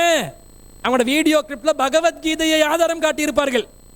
அதே பகவத்கீதையில 3வது அத்தியாயத்தில் 13வது வசனத்தில் பாவத்திலிருந்து போக்கும் நன்மைக்காக பகவத்கீதை முஃபஸ்ஸிரீன்கள் அதுக்கு விளக்கம் சொல்றாங்க. அது பாவத்திலிருந்து என்ன செய்யும்? மனுஷனை பரிசுத்தப்படுத்தும். அன்னம் என்ற உயர்ந்த பொருளை, அந்த மக்களுக்கு சக்தியை தரக்கூடிய உணவை பிறருக்கு வழங்குவதனால் நன்மை பயக்கும். நாங்கள் தர்மம் செய்தால் நம்முடைய பாவங்கள் அழிந்து மறுமையில் அல்லாஹ் நரகத்தை விட்டு பாதுகாப்பான் என்ற மாதிரி ஒரு கருத்து சொல்லுவோமே, அந்த மாதிரி ஒரு கருத்து. அதுக்கு ஈக்குவல் அல்ல, கிட்டத்தட்ட நெருக்கமான ஒரு கருத்து. பூஜிக்கப்படும் பொருளினால் நம்முடைய பாவம் கழியும் என்ற கருத்து தான் சொன்னாங்க. வாழைப்பழத்தை அவர்கள் வணங்கவில்லை, வணங்குவதாக இருந்தால் அந்த வாழைப்பழத்திடம் வாழைப்பழமே, அதுவும் சொல்லணும், சும்மா இல்லை, வாயை பழமே இப்படிதான் சொல்லணும். சரியான பேர் சொல்லணுமா இல்லையா? சொல்லி என்னுடைய நோயை நீக்கு, வாயை பழமே, எனக்கு என்னுடைய பசியை போக்கு, வாயை பழமே என்று சொல்லி சொல்லி வாயை பழமாக வரும். இதான் ஒரு வாதம். அப்ப அவங்க பூஜிக்கப்பட்ட பொருளை சிறுக்காக அவர்கள் கருதவே இல்லை. ஆனா இவங்க என்ன சொல்றாங்க? அது நாளாந்தர சிறுக்கு, விலகிரணும். எப்படி விலகணும்? இப்ராஹிம் நபி அவர்கள் விலகியதை போன்று. அப்பதான் நாங்க கேட்டோம், சூரியனும் வணங்கப்படுகிறது. அல்லாஹ்வே சொல்கிறான், வலா தஸ்ஜுது லிஸ்ஸம்சி, சூரியனை வணங்காதீர்கள், வலில் கமரி, சந்திரனை வணங்காதீர்கள், அதை உருவாக்கிய படைத்த என்னை வணங்குங்கள் என்றான் அல்லாஹ். மனிதர்கள் சூரியனை இவங்க சொன்ன 4ஆம் தரம் இல்ல, முதல் தரம் என்று பிரித்தார்களே, இவர் பிரித்தாரு. யாரு? அஷ்ஷேகுல் முஃபஸ்ஸிரீன் ஒருவர் பிரித்தாரு. என்ன பிரித்தாரு? 4ஆம் தரத்தில் முதல் தரம் என்று பிரித்தாரு. அந்த முதல் தரத்தில் இருக்கக்கூடிய சூரியனை விட்டு நீங்கள் விலகுவீர்களா என்று தான் கேட்டோம். சூரியன் நமக்கு சொந்தமா? சொந்தம் வாதம் பேசுவதா இருந்தா சொந்தம் இல்லாததை படையல் செய்தால் படையல் ஆகாதா? பதில் சொல்லுங்க. நீங்க உங்களோட நிலைப்பாடு வகையில வந்த நிலைப்பாடு மாதிரி அதை வச்சு நாங்க பேசணுமா? இது சரியான கருத்து இல்லை, இது பிழையான கருத்து. இந்த இசை சம்பந்தப்பட்ட ஹதீஸ் சொன்னே நாஃபி அவர்களுக்கு ரசூல் என்ன சொன்னாங்களோ எப்படி இசை கேட்டு புல்லாங்குழல் ஓசை கேட்டதுன்றது அந்த அந்த ஹதீஸ்ல வர வாசகம் என்ன? புல்லாங்குழல் ஓசை ரசூலை எந்த சைனிங்கை போட்டாங்க? சைனிங் வேர்ட்ல கேட்டாங்களாம். அதாவது யௌஜூஜ் மௌஜூத் கூட்டத்தார் எப்படி வந்து துல்கர்னைன் அவர்களிடம் சைக்கிணையில் பேசினார்களோ அந்த மாதிரி ரசூல் ஸல்லல்லாஹு அலைஹி வஸல்லம் இப்னு உமர் அவர்களோடு சைக்கிணையில் பேசினார்கள் என்று வந்ததா என்ன வருகிறது? வஹுவ யகூலு யா நாஃபிஉ அத்தஸ்மஉ. இப்னு உமர் கேட்கிறார், நாஃபிஏ உங்களுக்கு கேட்கிறதா? இப்படி முகத்தை அசைத்தார்கள், இஷாரா செய்தார்கள், சைக்கிணை செய்தார்கள். ஹதீஸ்ல வருதா? இட்டு கட்டுறது தான் வேலை, இல்லாததை சொல்றது தான் வேலை. ஹதீஸ்ல இல்லாத வாசகங்கள் இருப்பதாக சொல்வதுதான் இவர்களுடைய வேலை. அடுத்ததா சொல்றாங்க, இவர்கள் எங்களை எங்க கொண்டு போயிட்டு வைக்கிறாங்க பாருங்க, நாங்க அல்வலா வல்பராவை ஆதரிப்பவர்களை போன்று காட்டுகிறார்கள். அப்ப இல்லைன்னு சொல்லுவாரு. திருப்பி இப்ராஹிம் நபி அவர்கள் தானே அதை சொன்னார்கள். இப்ராஹிம் நபி அவர்கள் அல்வலா வல்பராவை சொன்ன மாதிரி காட்டுறாங்க. இவங்க இன்றைக்கு அல்வலா வல்பரா என்ற ஒரு அடிப்படைவாதம் பேசப்படுகிறது. என்ன அடிப்படைவாதம்? காஃபிர்களை எந்த நியாயமான அடிப்படையில் இல்லாமலும் வெறுக்க வேண்டும், முஸ்லிம்களை மாத்திரம் நியாயமே இல்லாவிட்டாலும் நேசிக்க வேண்டும் என்று சொல்ற இந்த கெட்ட சித்தாந்தத்தை நோக்கி போற மாதிரி ஒரு வழிகாட்டுது. ஏன்? அல்லாஹ் ஹலாலாக்கின சாமான ஒரு கடையில போயிட்டு முஸ்லிம் அல்லாதவன் கடையில போயிட்டு வாங்கினா ஹராம் என்று சொல்றீங்களே, நிர்பந்தத்தில் ஹலால் என்றீங்களே, என்னப்பா நிர்பந்தம் அந்த சாமானுக்கு ஏற்பட்டுச்சுன்னு கேட்டதுக்கு ஹாஸ்பிட்டல்ல போயிட்டு நீங்க மருந்து எடுக்க மாட்டீங்களா, அவங்களோட பெண்களை டாக்டருக்கு காட்ட மாட்டீங்களா, அது நிர்பந்தங்க. இது நிர்பந்தமா? போயிட்டு ஃபேர் அண்ட் லவ்லி ஒரு கடையில வாங்குறது நிர்பந்தமா? அதுவும் ஹாஸ்பிட்டலுக்கு போயிட்டு மருந்து எடுக்கிறது ஒண்ணா? வித்தியாசம் விளங்குறது இல்லையா? நிர்பந்த பட்டியலை காட்டணுமா இல்லையா? அதை காட்டாம அதை மீறி திரும்ப ஒரு படி மேல போய் காஃபிரை மட்டும் இல்ல, காஃபிட்ட எப்படி காட்டுறாங்க, எப்படி படிப்பிச்சு கொடுக்குறாங்கன்னா, முஸ்லிம்களுக்கு நாங்கள்லாம் அராத்தை தான் வாங்கி கொண்டு இருக்கிறோம் வேற வழி இல்லாம. எப்படி சொல்லி கொடுக்குறாங்கன்னா, இதுதான் விதைத்தல், இதுதான் அந்த நச்சு கருத்து. அராத்தை தான் செய்யறோம் என்று விதைக்கிறாங்க. ஒருத்தன் பார்க்கிறான், இவங்களுக்கு புரியாத அந்த நிர்பந்தம் அவனுக்கு புரியுது. நிர்பந்தம் இல்லையே, இவருடைய வாதப்படி பூஜை செஞ்சிட்டாங்க ஹராம். ஆனா நிர்பந்தம் என்று ஒரு பொய்யை சொல்றாங்களே, அந்த பொய்யை நான் அங்கீகரிக்க மாட்டேன் என்று ஒருத்தன் முடிவெடுத்து அது ஹராம் தான் என்ற முடிவுக்கு வந்து விலகி போனான் என்று வைங்க, யாழை காட்டுல தான் முஸ்லீம் சமூகம் இருக்கும், அபரண காட்டுக்குள்ள தான் முஸ்லீம் சமூகம் இருக்கும். ஏன்? மலை இலை கொலையில தின்னுவோம், அதுவும் செய்யல. அது ஏன்னுங்களே, மரத்தை வணங்குறவன் இப்ப மரத்தை விட்டு ஒதுங்கு, தண்ணீரை வணங்குறவன் இப்ப தண்ணியை விட்டு ஒதுங்கு, அந்த இடத்துல மிதக்கோ மேலா மூச்செடுக்கோ மேலா. இவர் சொல்லக்கூடிய கொள்கையிட பின்னாடி போனேன்னு வைங்க, எல்லாரும் மூச்சு திணறி சாக வேண்டி வரும். இப்படிப்பட்ட ஒரு கொள்கையை நிர்பந்தத்தில் உள்ளது. நாங்க நிர்பந்தத்தில் தான் இதை வாழ்ந்து கொண்டு இந்த உலகத்துல நாங்க பிறந்ததே நிர்பந்தமாகிட்டாங்க. இது மட்டும் இல்ல அன்பிற்குரியவர்களே, இந்த நிர்பந்தம் அல்லாவின் தூதருடைய காலத்துக்கு போகுது. அல்லாவின் தூதர் யூதரிடம் அடமான பொருளை வச்சு அவங்க என்னது கோதுமையை வாங்கினாங்க, நிர்பந்தம். பிசினஸ் பண்ணாங்க, நிர்பந்தம். ஒரு மன்னரிடம் வெள்ளை கோவேறு கழுதையை அன்பளிப்பாக பெற்றுக்கொண்டார்கள். எங்கப்பா நிர்பந்தம்? அன்பளிப்புக்கு நிர்பந்தம். வரி வசூலித்தார்கள். நபி ஸல்லல்லாஹு அலைஹி வஸல்லம் ஜிஸ்யா வரி காபிர்களிடம் வசூலித்தார்கள். காபிர்களிடம் வசூலித்த ஜிஸ்யா வரி நிர்பந்தம். யாருக்கு நிர்பந்தம்? வசூலிப்பவருக்கே நிர்பந்தமா? வசூலிக்கப்படுபவருக்கு தானுங்க நிர்பந்தம். எல்லாம் குண்டக மண்டக தலைக்கீழ மாத்தி காபிருடைய எதையும் எடுக்கக்கூடாது என்று ஒரு படி மேல போய் முஸ்லிம் கிட்டையும் எடுக்கக்கூடாது. போ ஏன்? அவன் கண்ணாடி எடுத்தா பூஜை செஞ்சு தானே தருவான். அவன் சோத்து பியான கொண்டு வந்தா மாவை பெசஞ்சா எதிலையும் முஸ்லிம் அல்லாதவன் அவனுடைய கடவுளுடைய பேரை சொல்லியிருப்பான். இப்போ ஹராமாகிரும். எனவே அது நாங்க எடுக்கக்கூடாது என்று சொல்லி எப்படிப்பட்ட மூளையை அடகு வைக்கிற, கொஞ்சம் கூட மூளைக்கு வேலை கொடுக்காத, கொஞ்சம் கூட மூளைக்கு வேலை கொடுக்காத ஒரு கொள்கையை நோக்கி கொண்டு போறீங்க. இதை கேட்டா இன்னும் சொல்லி விட்டார்கள், இவர்கள் இப்படிதான் கோர்ப்பார்கள். இது கோர்ப்பதல்ல, இதுதான் நீங்கள் வித்திடுவதை மக்களுக்கு எடுத்து காட்ட வேண்டும். எப்படிப்பட்ட ஒரு அடிப்படைவாதமான ஒரு கொள்கையை நோக்கி அல்லாஹ் ரசூல் சொன்னதாக இருந்தால் செஞ்சுதானுங்க ஆகணும். சொன்னா செய்யணும். சொன்னா காபிர்கள் பாவம் அவங்களை சமாளிக்கணும் என்று மாறுவதா? அல்லாஹ் ரசூல் அப்படி ஒரு வழிமுறையை காட்டவில்லை. காட்டாத ஒண்ட பூஜை என்ற பேர்ல, இஹ்லால் என்ற பேர்ல அதுக்கு கூட சரியான அர்த்தம் வைக்காமல் அப்படியே திசை திரும்பி துக்கிர. அஸ்ஸலாமு அலைக்கும் வரஹ்மத்துல்லாஹி வபரகாத்துஹு. அன்புக்குரிய இஸ்லாமிய சகோதரர்களே, எதிர்த்தரப்பை பொறுத்த வரைக்கும் நான் அறிந்த மட்டில் ஒரு குர்ஆன் ஹதீஸிலிருந்து ஒரு ஆதாரத்தை எடுத்து வைத்து நிலைநாட்டி விட்டு தான் சில கேள்விகளை கேட்கணும். ஆனால் இதுவரைக்கும் இதுக்கு முன்னால் பல விவாதங்களை பார்த்திக்கிறோம். அல்லாஹ்வுக்கு உருவம் உண்டா இல்லையான்னு விவாதம் நடந்தால் அதில் நிறைய ஹதீஸ் அடுக்கும்படி அடுக்கி என்ன செய்வோம்னு கேட்டால் எதிர்த்தரப்பு அசைக்க முடியாத அளவுக்கு ஆதாரங்கள் நிறைய அள்ளி வைப்போம். 1 2 இல்லை ஆயிரக்கணக்கு வைப்போம். ஆனால் இவர்கள் எதை வச்சான் தெரியுமா? ஒரு சர்ச்சையான பல கருத்துக்கள் சொல்லப்பட்ட, பல வியாக்கியானங்கள் சொல்லப்பட்ட அந்த ஒரு செய்தியை கொண்டு இவங்களோட கொள்கை நிலைநாட்ட பார்க்குறான். அப்போ விளங்குது அவங்களுக்கு இவர் இப்படி என்ன சபையை நோக்கி அந்த சில கேள்விகளை கேட்குறான். இந்த சில கேள்விகளை கேட்டு இவங்களோட கொள்கை நிலைநாட்ட பார்க்குறாங்களே தவிர ஆதாரத்தின் அடிப்படையில் நிலைநாட்ட பார்க்குறாங்களா தான் கேள்வி. இதுக்கு நம்ம எவ்வளோ நம் தரப்பில் நம்ம என்னென்ன ஆதாரங்கள் எடுத்து வச்சோம். இந்த உஹில்ல என்ற சொல்ல பொறுத்த வரைக்கும் நீங்கள் சொல்வது போல அறுத்து பலியிடுதல் என்று வஹீல் இல்லைன்னு சொன்னோம். அந்த அறிஞர் சொல்கிறார், இந்த அறிஞர் சொன்னார், அதுதான் உங்களுக்கு ஆதாரம் இருந்துச்சு. அப்போ வஹீலிருந்து ரசூலுல்லாஹ் அதுக்கு விளக்கம் சொன்னாங்க. உஹில்லைக்கு விளக்கம் என்ன சொன்னாங்க? உஹில்ல என்றால் துபிகை விளக்கம் சொன்னாங்க. அப்படி ஆதாரம் காட்டினாங்களா? அப்படி ஒரு ஹதீஸை எடுத்து வச்சிருந்தா நான் என்ன செய்யணும்னு கேட்டால் அம்மா ஆதாரம் வச்சிருக்கிறாங்க. ஆனால் அப்படி ஒரு ஆதாரம் நீங்கள் இந்த விவாதத்தை முழுமையாக பார்த்தாலும் கூட உங்களுக்கு காணவே முடியாது. அல்லாஹ் தஆலா அல் குர்ஆன் சொல்லுகிற பொழுது வன்சல்னா இலைக்க திக்ர லிதுபையின லின்னாசி மா நுஸ்ஸில இலைஹிம், அல்லாஹ் இறக்கப்படுகிற வசனங்களுக்கு நபியை நீ விளக்குரையா வந்திருக்கிறாய். ஒரு சமூகத்தில் ஒரு சட்ட சம்பந்தமான பிரச்சனை, ஒரு ஹலால் ஹராமாக்குற பிரச்சனை, ஒரு சிறுக்கு இல்லைன்னு பிரச்சனை. அப்போ இந்த பிரச்சனையை ரசூலை சொல்லாமல் போயிட்டாங்களா? விளக்கம் சொல்லாமல் போயிட்டாங்களா? விளக்கம் படுத்தாமல் போயிட்டாங்களா? அப்படிலாம் எங்கள் வாதம் இருக்கிறது. இப்போ சொல்கிறார், இப்போ என்னடா இவர் ஒரு கருத்து சொல்கிறாரு, பிஜே ஒரு கருத்து சொல்கிறார். இவர் அஜ்மால் உலமா ஏகபத்த முடியணும் தெரியுமா? வேற கருத்தும் இருக்குதான் அர்த்தம்.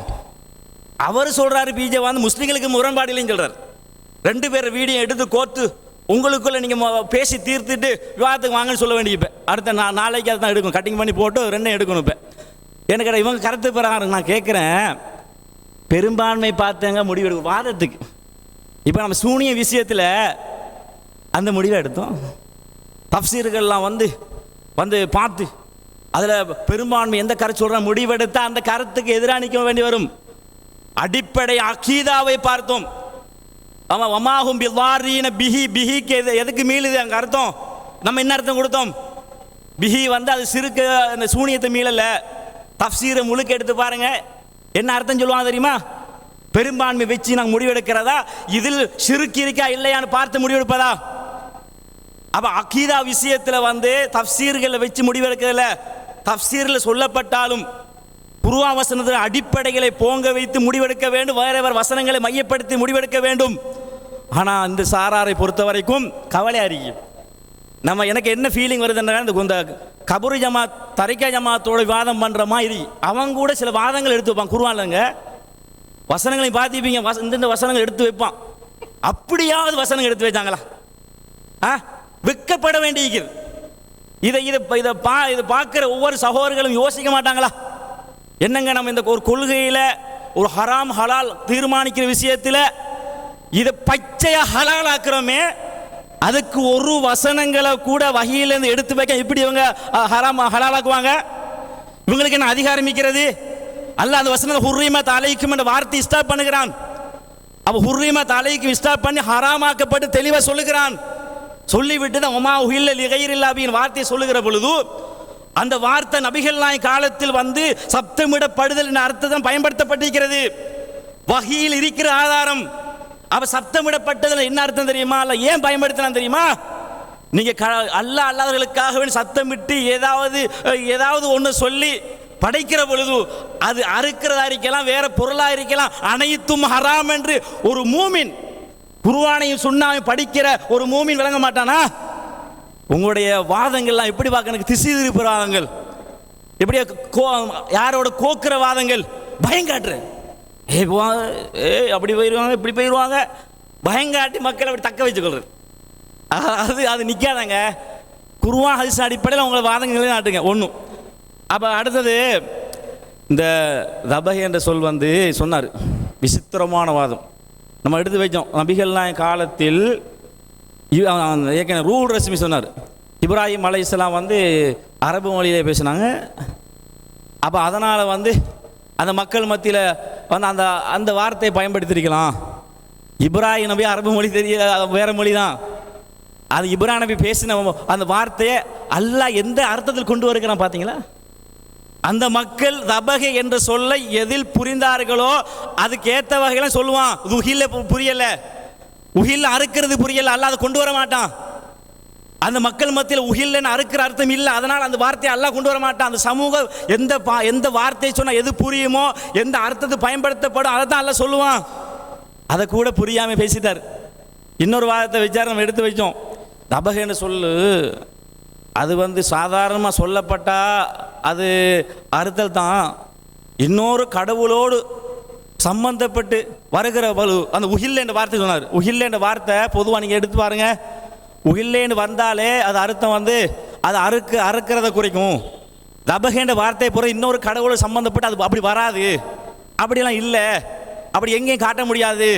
உஹில்ல லிகைர் இல்லாமல் தபஹ லிகைர் அப்படி வராது, அப்படியெல்லாம் ஹதீஸில் இருக்கிறவன் சார் தேவைப்படும் போது அதை எடுத்து வைப்போம். வமாதுபி அல நுஸ்பி கேட்கணும் விளக்கம் வச்சுக்கிறேன், அது விளக்கம் சொல்லலை. அதை நீங்கள் தெளிவாக புரிந்து கொள்ள வேணும். இதை நான் ஏன் சொல்கிறேன்னு திசை திருப்பு நடக்குது. ஆதாரம் இல்லாமல் மக்களை இப்படி திசை திருப்பி ஒரு ஜோக் அடிச்சு நையாணி பண்ணி அதை வச்சு செய்யும் கொஞ்சம் மக்களை தக்க வைக்கிற வேலை நடக்கிறது. அதை நீங்கள் தெளிவான செய்ய புரிந்து கொள்ள வேண்டும். இதை நம்ம அல்லாஹ்வை சாக்கியாக்கி இது சொல்கிறேன். இவங்க எந்த ஒரு ஆதாரத்தையும் வகையிலேருந்து வைக்கல என்ற செய்தி என்ன செய்கிறேன் தெளிவாக சொல்லிட்டேன்.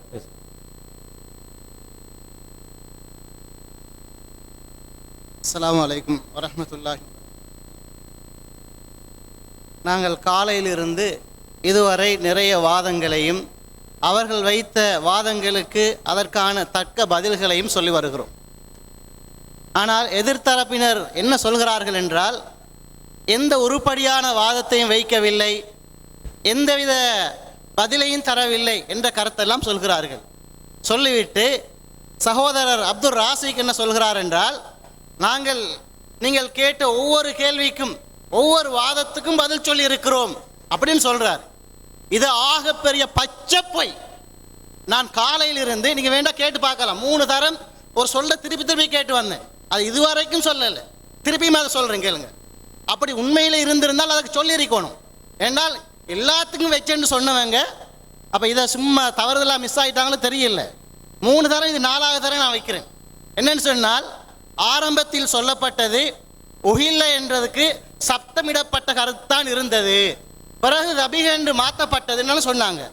அப்போ நான் அதுக்கு சம்பந்தமாக கேள்வி கேட்டு தொடர்ந்து வந்திருந்தேன். என்னென்றால், இந்த அறுத்தல் என்கிற இந்த கருத்து பிறகு மாற்றப்பட்டன்னு நீங்கள் சொல்கிறீங்க தானே. அப்போ இந்த கருத்து அந்த சமூகத்தில் பரவி இருந்ததாகவும் நீங்கள் சொன்னீங்க. அப்போ ரசூலுல்லாஹ் சஹாபாக்களுடன் பேசுகிற நேரம் இந்த அறுத்தல் சம்பந்தப்பட்ட இந்த விஷயத்தை பேசுகிற நேரம் உஹில் என்ற வார்த்தை பயன்படுத்தினாங்களா? ஒரு ஹதீஸை தான்னு கேட்டேன். இதுவரைக்கும் கண்டுக்கவும் இல்லை, அது சம்பந்தமாக எந்த தகவலையும் சொல்லலை. ஆனால் ஹதீஸை தாண்டி இன்னொன்று கேட்டேன்டா, ஹதீஸ் எல்லாம் இல்லை, சும்மா அவங்களோட பேச்சு நடையில் ஏதாவது ஒரு கவிதையில் அந்த ஜாஹிலியா மக்கள் இந்த உஹில் என்ற வார்த்தையை பயன்படுத்திருக்கீங்களாண்டு இதுவரைக்கும் வாயே துறக்கல. ஆனால் எல்லாத்துக்கும் பதில் சொல்லிட்டோம். இது பச்சை பொய்யா இல்லையா? அடுத்த இன்னொரு விஷயத்தை சொன்னார், மிக கவலையான ஒரு விஷயம். என்ன சொன்னார்? நான் அதை அவர் சொல்வார் நான் நினைக்கல, ஆனால் நான் சொல்ல வேண்டிய நிருப்பத்துக்கு வந்திருக்கேன். எங்களோட தரப்பில் உலகால நாங்கள் அவங்களோட சேர்ந்து பயணித்தோம், இப்படியானவர்களோடையா நாங்கள் பயணித்தோம் என்று நினைக்கிற அளவுக்கு இருந்திருக்கோம். நாங்கள் நினைக்கும் இப்படியான ஆக்களோடையா நாங்கள் பயணித்தோம் அப்படின்னு கேட்குற அளவுக்கு எங்களுக்கு இருந்து. நீங்கள் நடந்து கொள்கிற முறை, நீங்கள் ஒரு வாதத்தை முன்வைக்கிற முறை, இந்த விஷயங்களை பார்க்குற பொழுது இப்படியெல்லாம் ஒரு வாதம் வைப்பது கிடையாது. உதாரணமாக எங்களுடைய கபீர் மௌலவியார்கள் பஸ்ஸிலே செல்கிற பொழுது மியூசிக் இசை போட்டு செல்கிறார்கள். இது ஹராமா ஹலாலா? ஒரு ஹதீஸை காட்டி சொன்னார். நீங்கள் என்ன சொல்லணும்? உண்மையான நேர்மையான ஆக்களாக இருந்தால், மார்க்கத்தை தெளிவாக மக்களுக்கு சொல்கிற ஆக்களாக இருந்தால் நீங்கள் என்ன சொல்லணும்? இசை ஹராம், என்று சொல்லிவிட்டு அதுக்கு இன்னும் ஹதீஸ் இருக்கு, அதுக்கு பின்னால் அவர் சொன்ன ஹதீஸுக்கு விளக்கஞ்சினா பரவாயில்லை. அந்த தூக்கவே இல்லை, அது ஹலாலா ஹராமான்னு சொல்லவே இல்லை. அடுத்த 2 விஷயத்தை ஒத்துக்கொண்டாங்க. என்னண்டா, அந்த எலக்ட்ரிசிட்டி பில், மின்சாரம், இந்த பில் வந்துட்டு அதில் லேட்டாகி வந்துட்டு நம்ம கட்டினா அது நிர்பந்தம் தான், அது நிர்பந்தத்தில் அப்படி வரும் தான், வட்டி அதில் அனுமதிக்கப்படும் அப்படின்னு சொன்னான். அடுத்து ஹாஸ்பிட்டலுக்கு நாம் போகிறோம், இது வந்துட்டு அது நிர்பந்தம் தான் அப்படின்னு ஒரு விஷயத்த சொன்னார். தொடர்ந்து கபீர் அவர்கள் பேசு. அஸ்ஸலாமு அலைக்கும் வரஹ்மத்துல்லாஹி வபரகாத்துஹு. அன்புள்ள சகோதரர்களே, நாம் என்ன செஞ்சுக்கிட்டு இருக்கிறோம்னு சொன்னால், ஒவ்வொரு ஆதாரங்களை எடுத்து வச்சு ஒவ்வொரு ஆதாரங்களின் அடிப்படையில் பூஜை செய்து அர்ப்பணிக்கப்பட்டவைகள் ஹராம் என்பதை தெளிவாக நிரூபிச்சிருக்கிறோம். அந்த வகையில் வஜாலு லில்லாஹி மிம்மா தரா மினல் ஹர்தி வல் அன்ஆம், அல்லாஹ்வுக்காக வேண்டி விவசாய பொருள்களையும் கால்நடைகளையும் அர்ப்பணிப்பார்கள் சொல்லிட்டு வஹாதா லில்லாஹி வஹாதா லிஷுரகாயினான்னு சொல்லுவாங்க. இது அல்லாஹ்வுக்கு அர்ப்பணிச்சது, இது எங்களுடைய ஏனைய தெய்வங்களுக்கு அர்ப்பணிச்சதுன்னு சொல்லுவாங்க. அப்போ இணை வைப்பாளர்கள் பிராணிகளை மட்டும் அர்ப்பணிக்கிறது இல்லை, பூஜை வந்து இந்த மாதிரியான விவசாய பொருட்களை அர்ப்பணிப்பாருங்கிற ஆதாரத்தை போட்டோம். அதுக்கு ஒரு ஒழுங்கான பதில் சொன்னாங்களா? பதில் சொல்ல அவங்களால முடிஞ்சிச்சா? பதில் சொல்ல முடியலை. அப்போ நாங்கள் தெள்ள தெளிவாக இன்று காலையிலிருந்து பல ஆதாரங்கள் எடுத்து வச்சிருக்கிறோம். உஹில்லவுக்கு குர்ஆன்ல இருந்தே விளக்கம் எடுத்து சொல்லியிருக்கிறோம். நீங்கள் இமாம்கள் என்று சொல்லி ரொம்ப கஷ்டப்படுறீங்க, ரொம்ப ஏங்குறீங்க. உங்களை இமாம்கள் காப்பாற்ற மாட்டார்கள். அடுத்ததாக தையிபாத்துகள் பரிசுத்தமானவற்றை தான் சாப்பிட வேண்டும் என்று அல்லாஹ் சொல்கிறான். நீங்கள் அசுத்தங்களை சாப்பிட வருகிறீர்கள். இப்ராஹிம் அலைஹிஸ்ஸலாம் அவர்கள் எதிலே இணை வைப்பு இருக்கிறதோ, எதிலே அவர்கள் ஷிர்கான கொள்கையை நுழைத்து விட்டார்களோ அதிலிருந்து விலகுகிறோம் என்று சொல்றாங்க.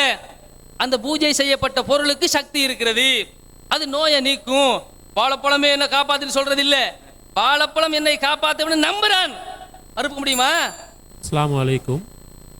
இன்று காலை 10 மணிக்கு துவங்கிய விவாதம், அதிலே முதல் தரப்புல இருதரப்புக்கும் 15 நிமிடங்கள் வீதம் இருதரப்புக்கும் ஆரம்ப உரைக்கு கொடுக்கப்பட்டது போக மேலதிகமாக 12 நிமிடங்கள் கொண்ட பீரியட்டுகள், அதாவது 28 பீரியட்கள் முடிந்துள்ளது. அதாவது 14 பீரியட் வீதமாக இருதரப்புக்கும் சமனாக கொடுக்கப்பட்டிருக்கி, இந்த கூட்டம் முடிஞ்சு இன்னும் 5 நிமிடங்களின் பின்னால் கலந்து செல்லவும். இன்ஷா அல்லாஹ் நாளை காலை 10 மணிக்கு அடுத்த அமர்வு துவங்குவோம். அதிலே 5 நிமிடங்களுக்கு முன்னால், அதாவது 9:55க்கு எல்லாரும் இந்த மண்டபத்துக்கு வர வேண்டும் என்று குறிப்பிட்டு முடிகிறேன்.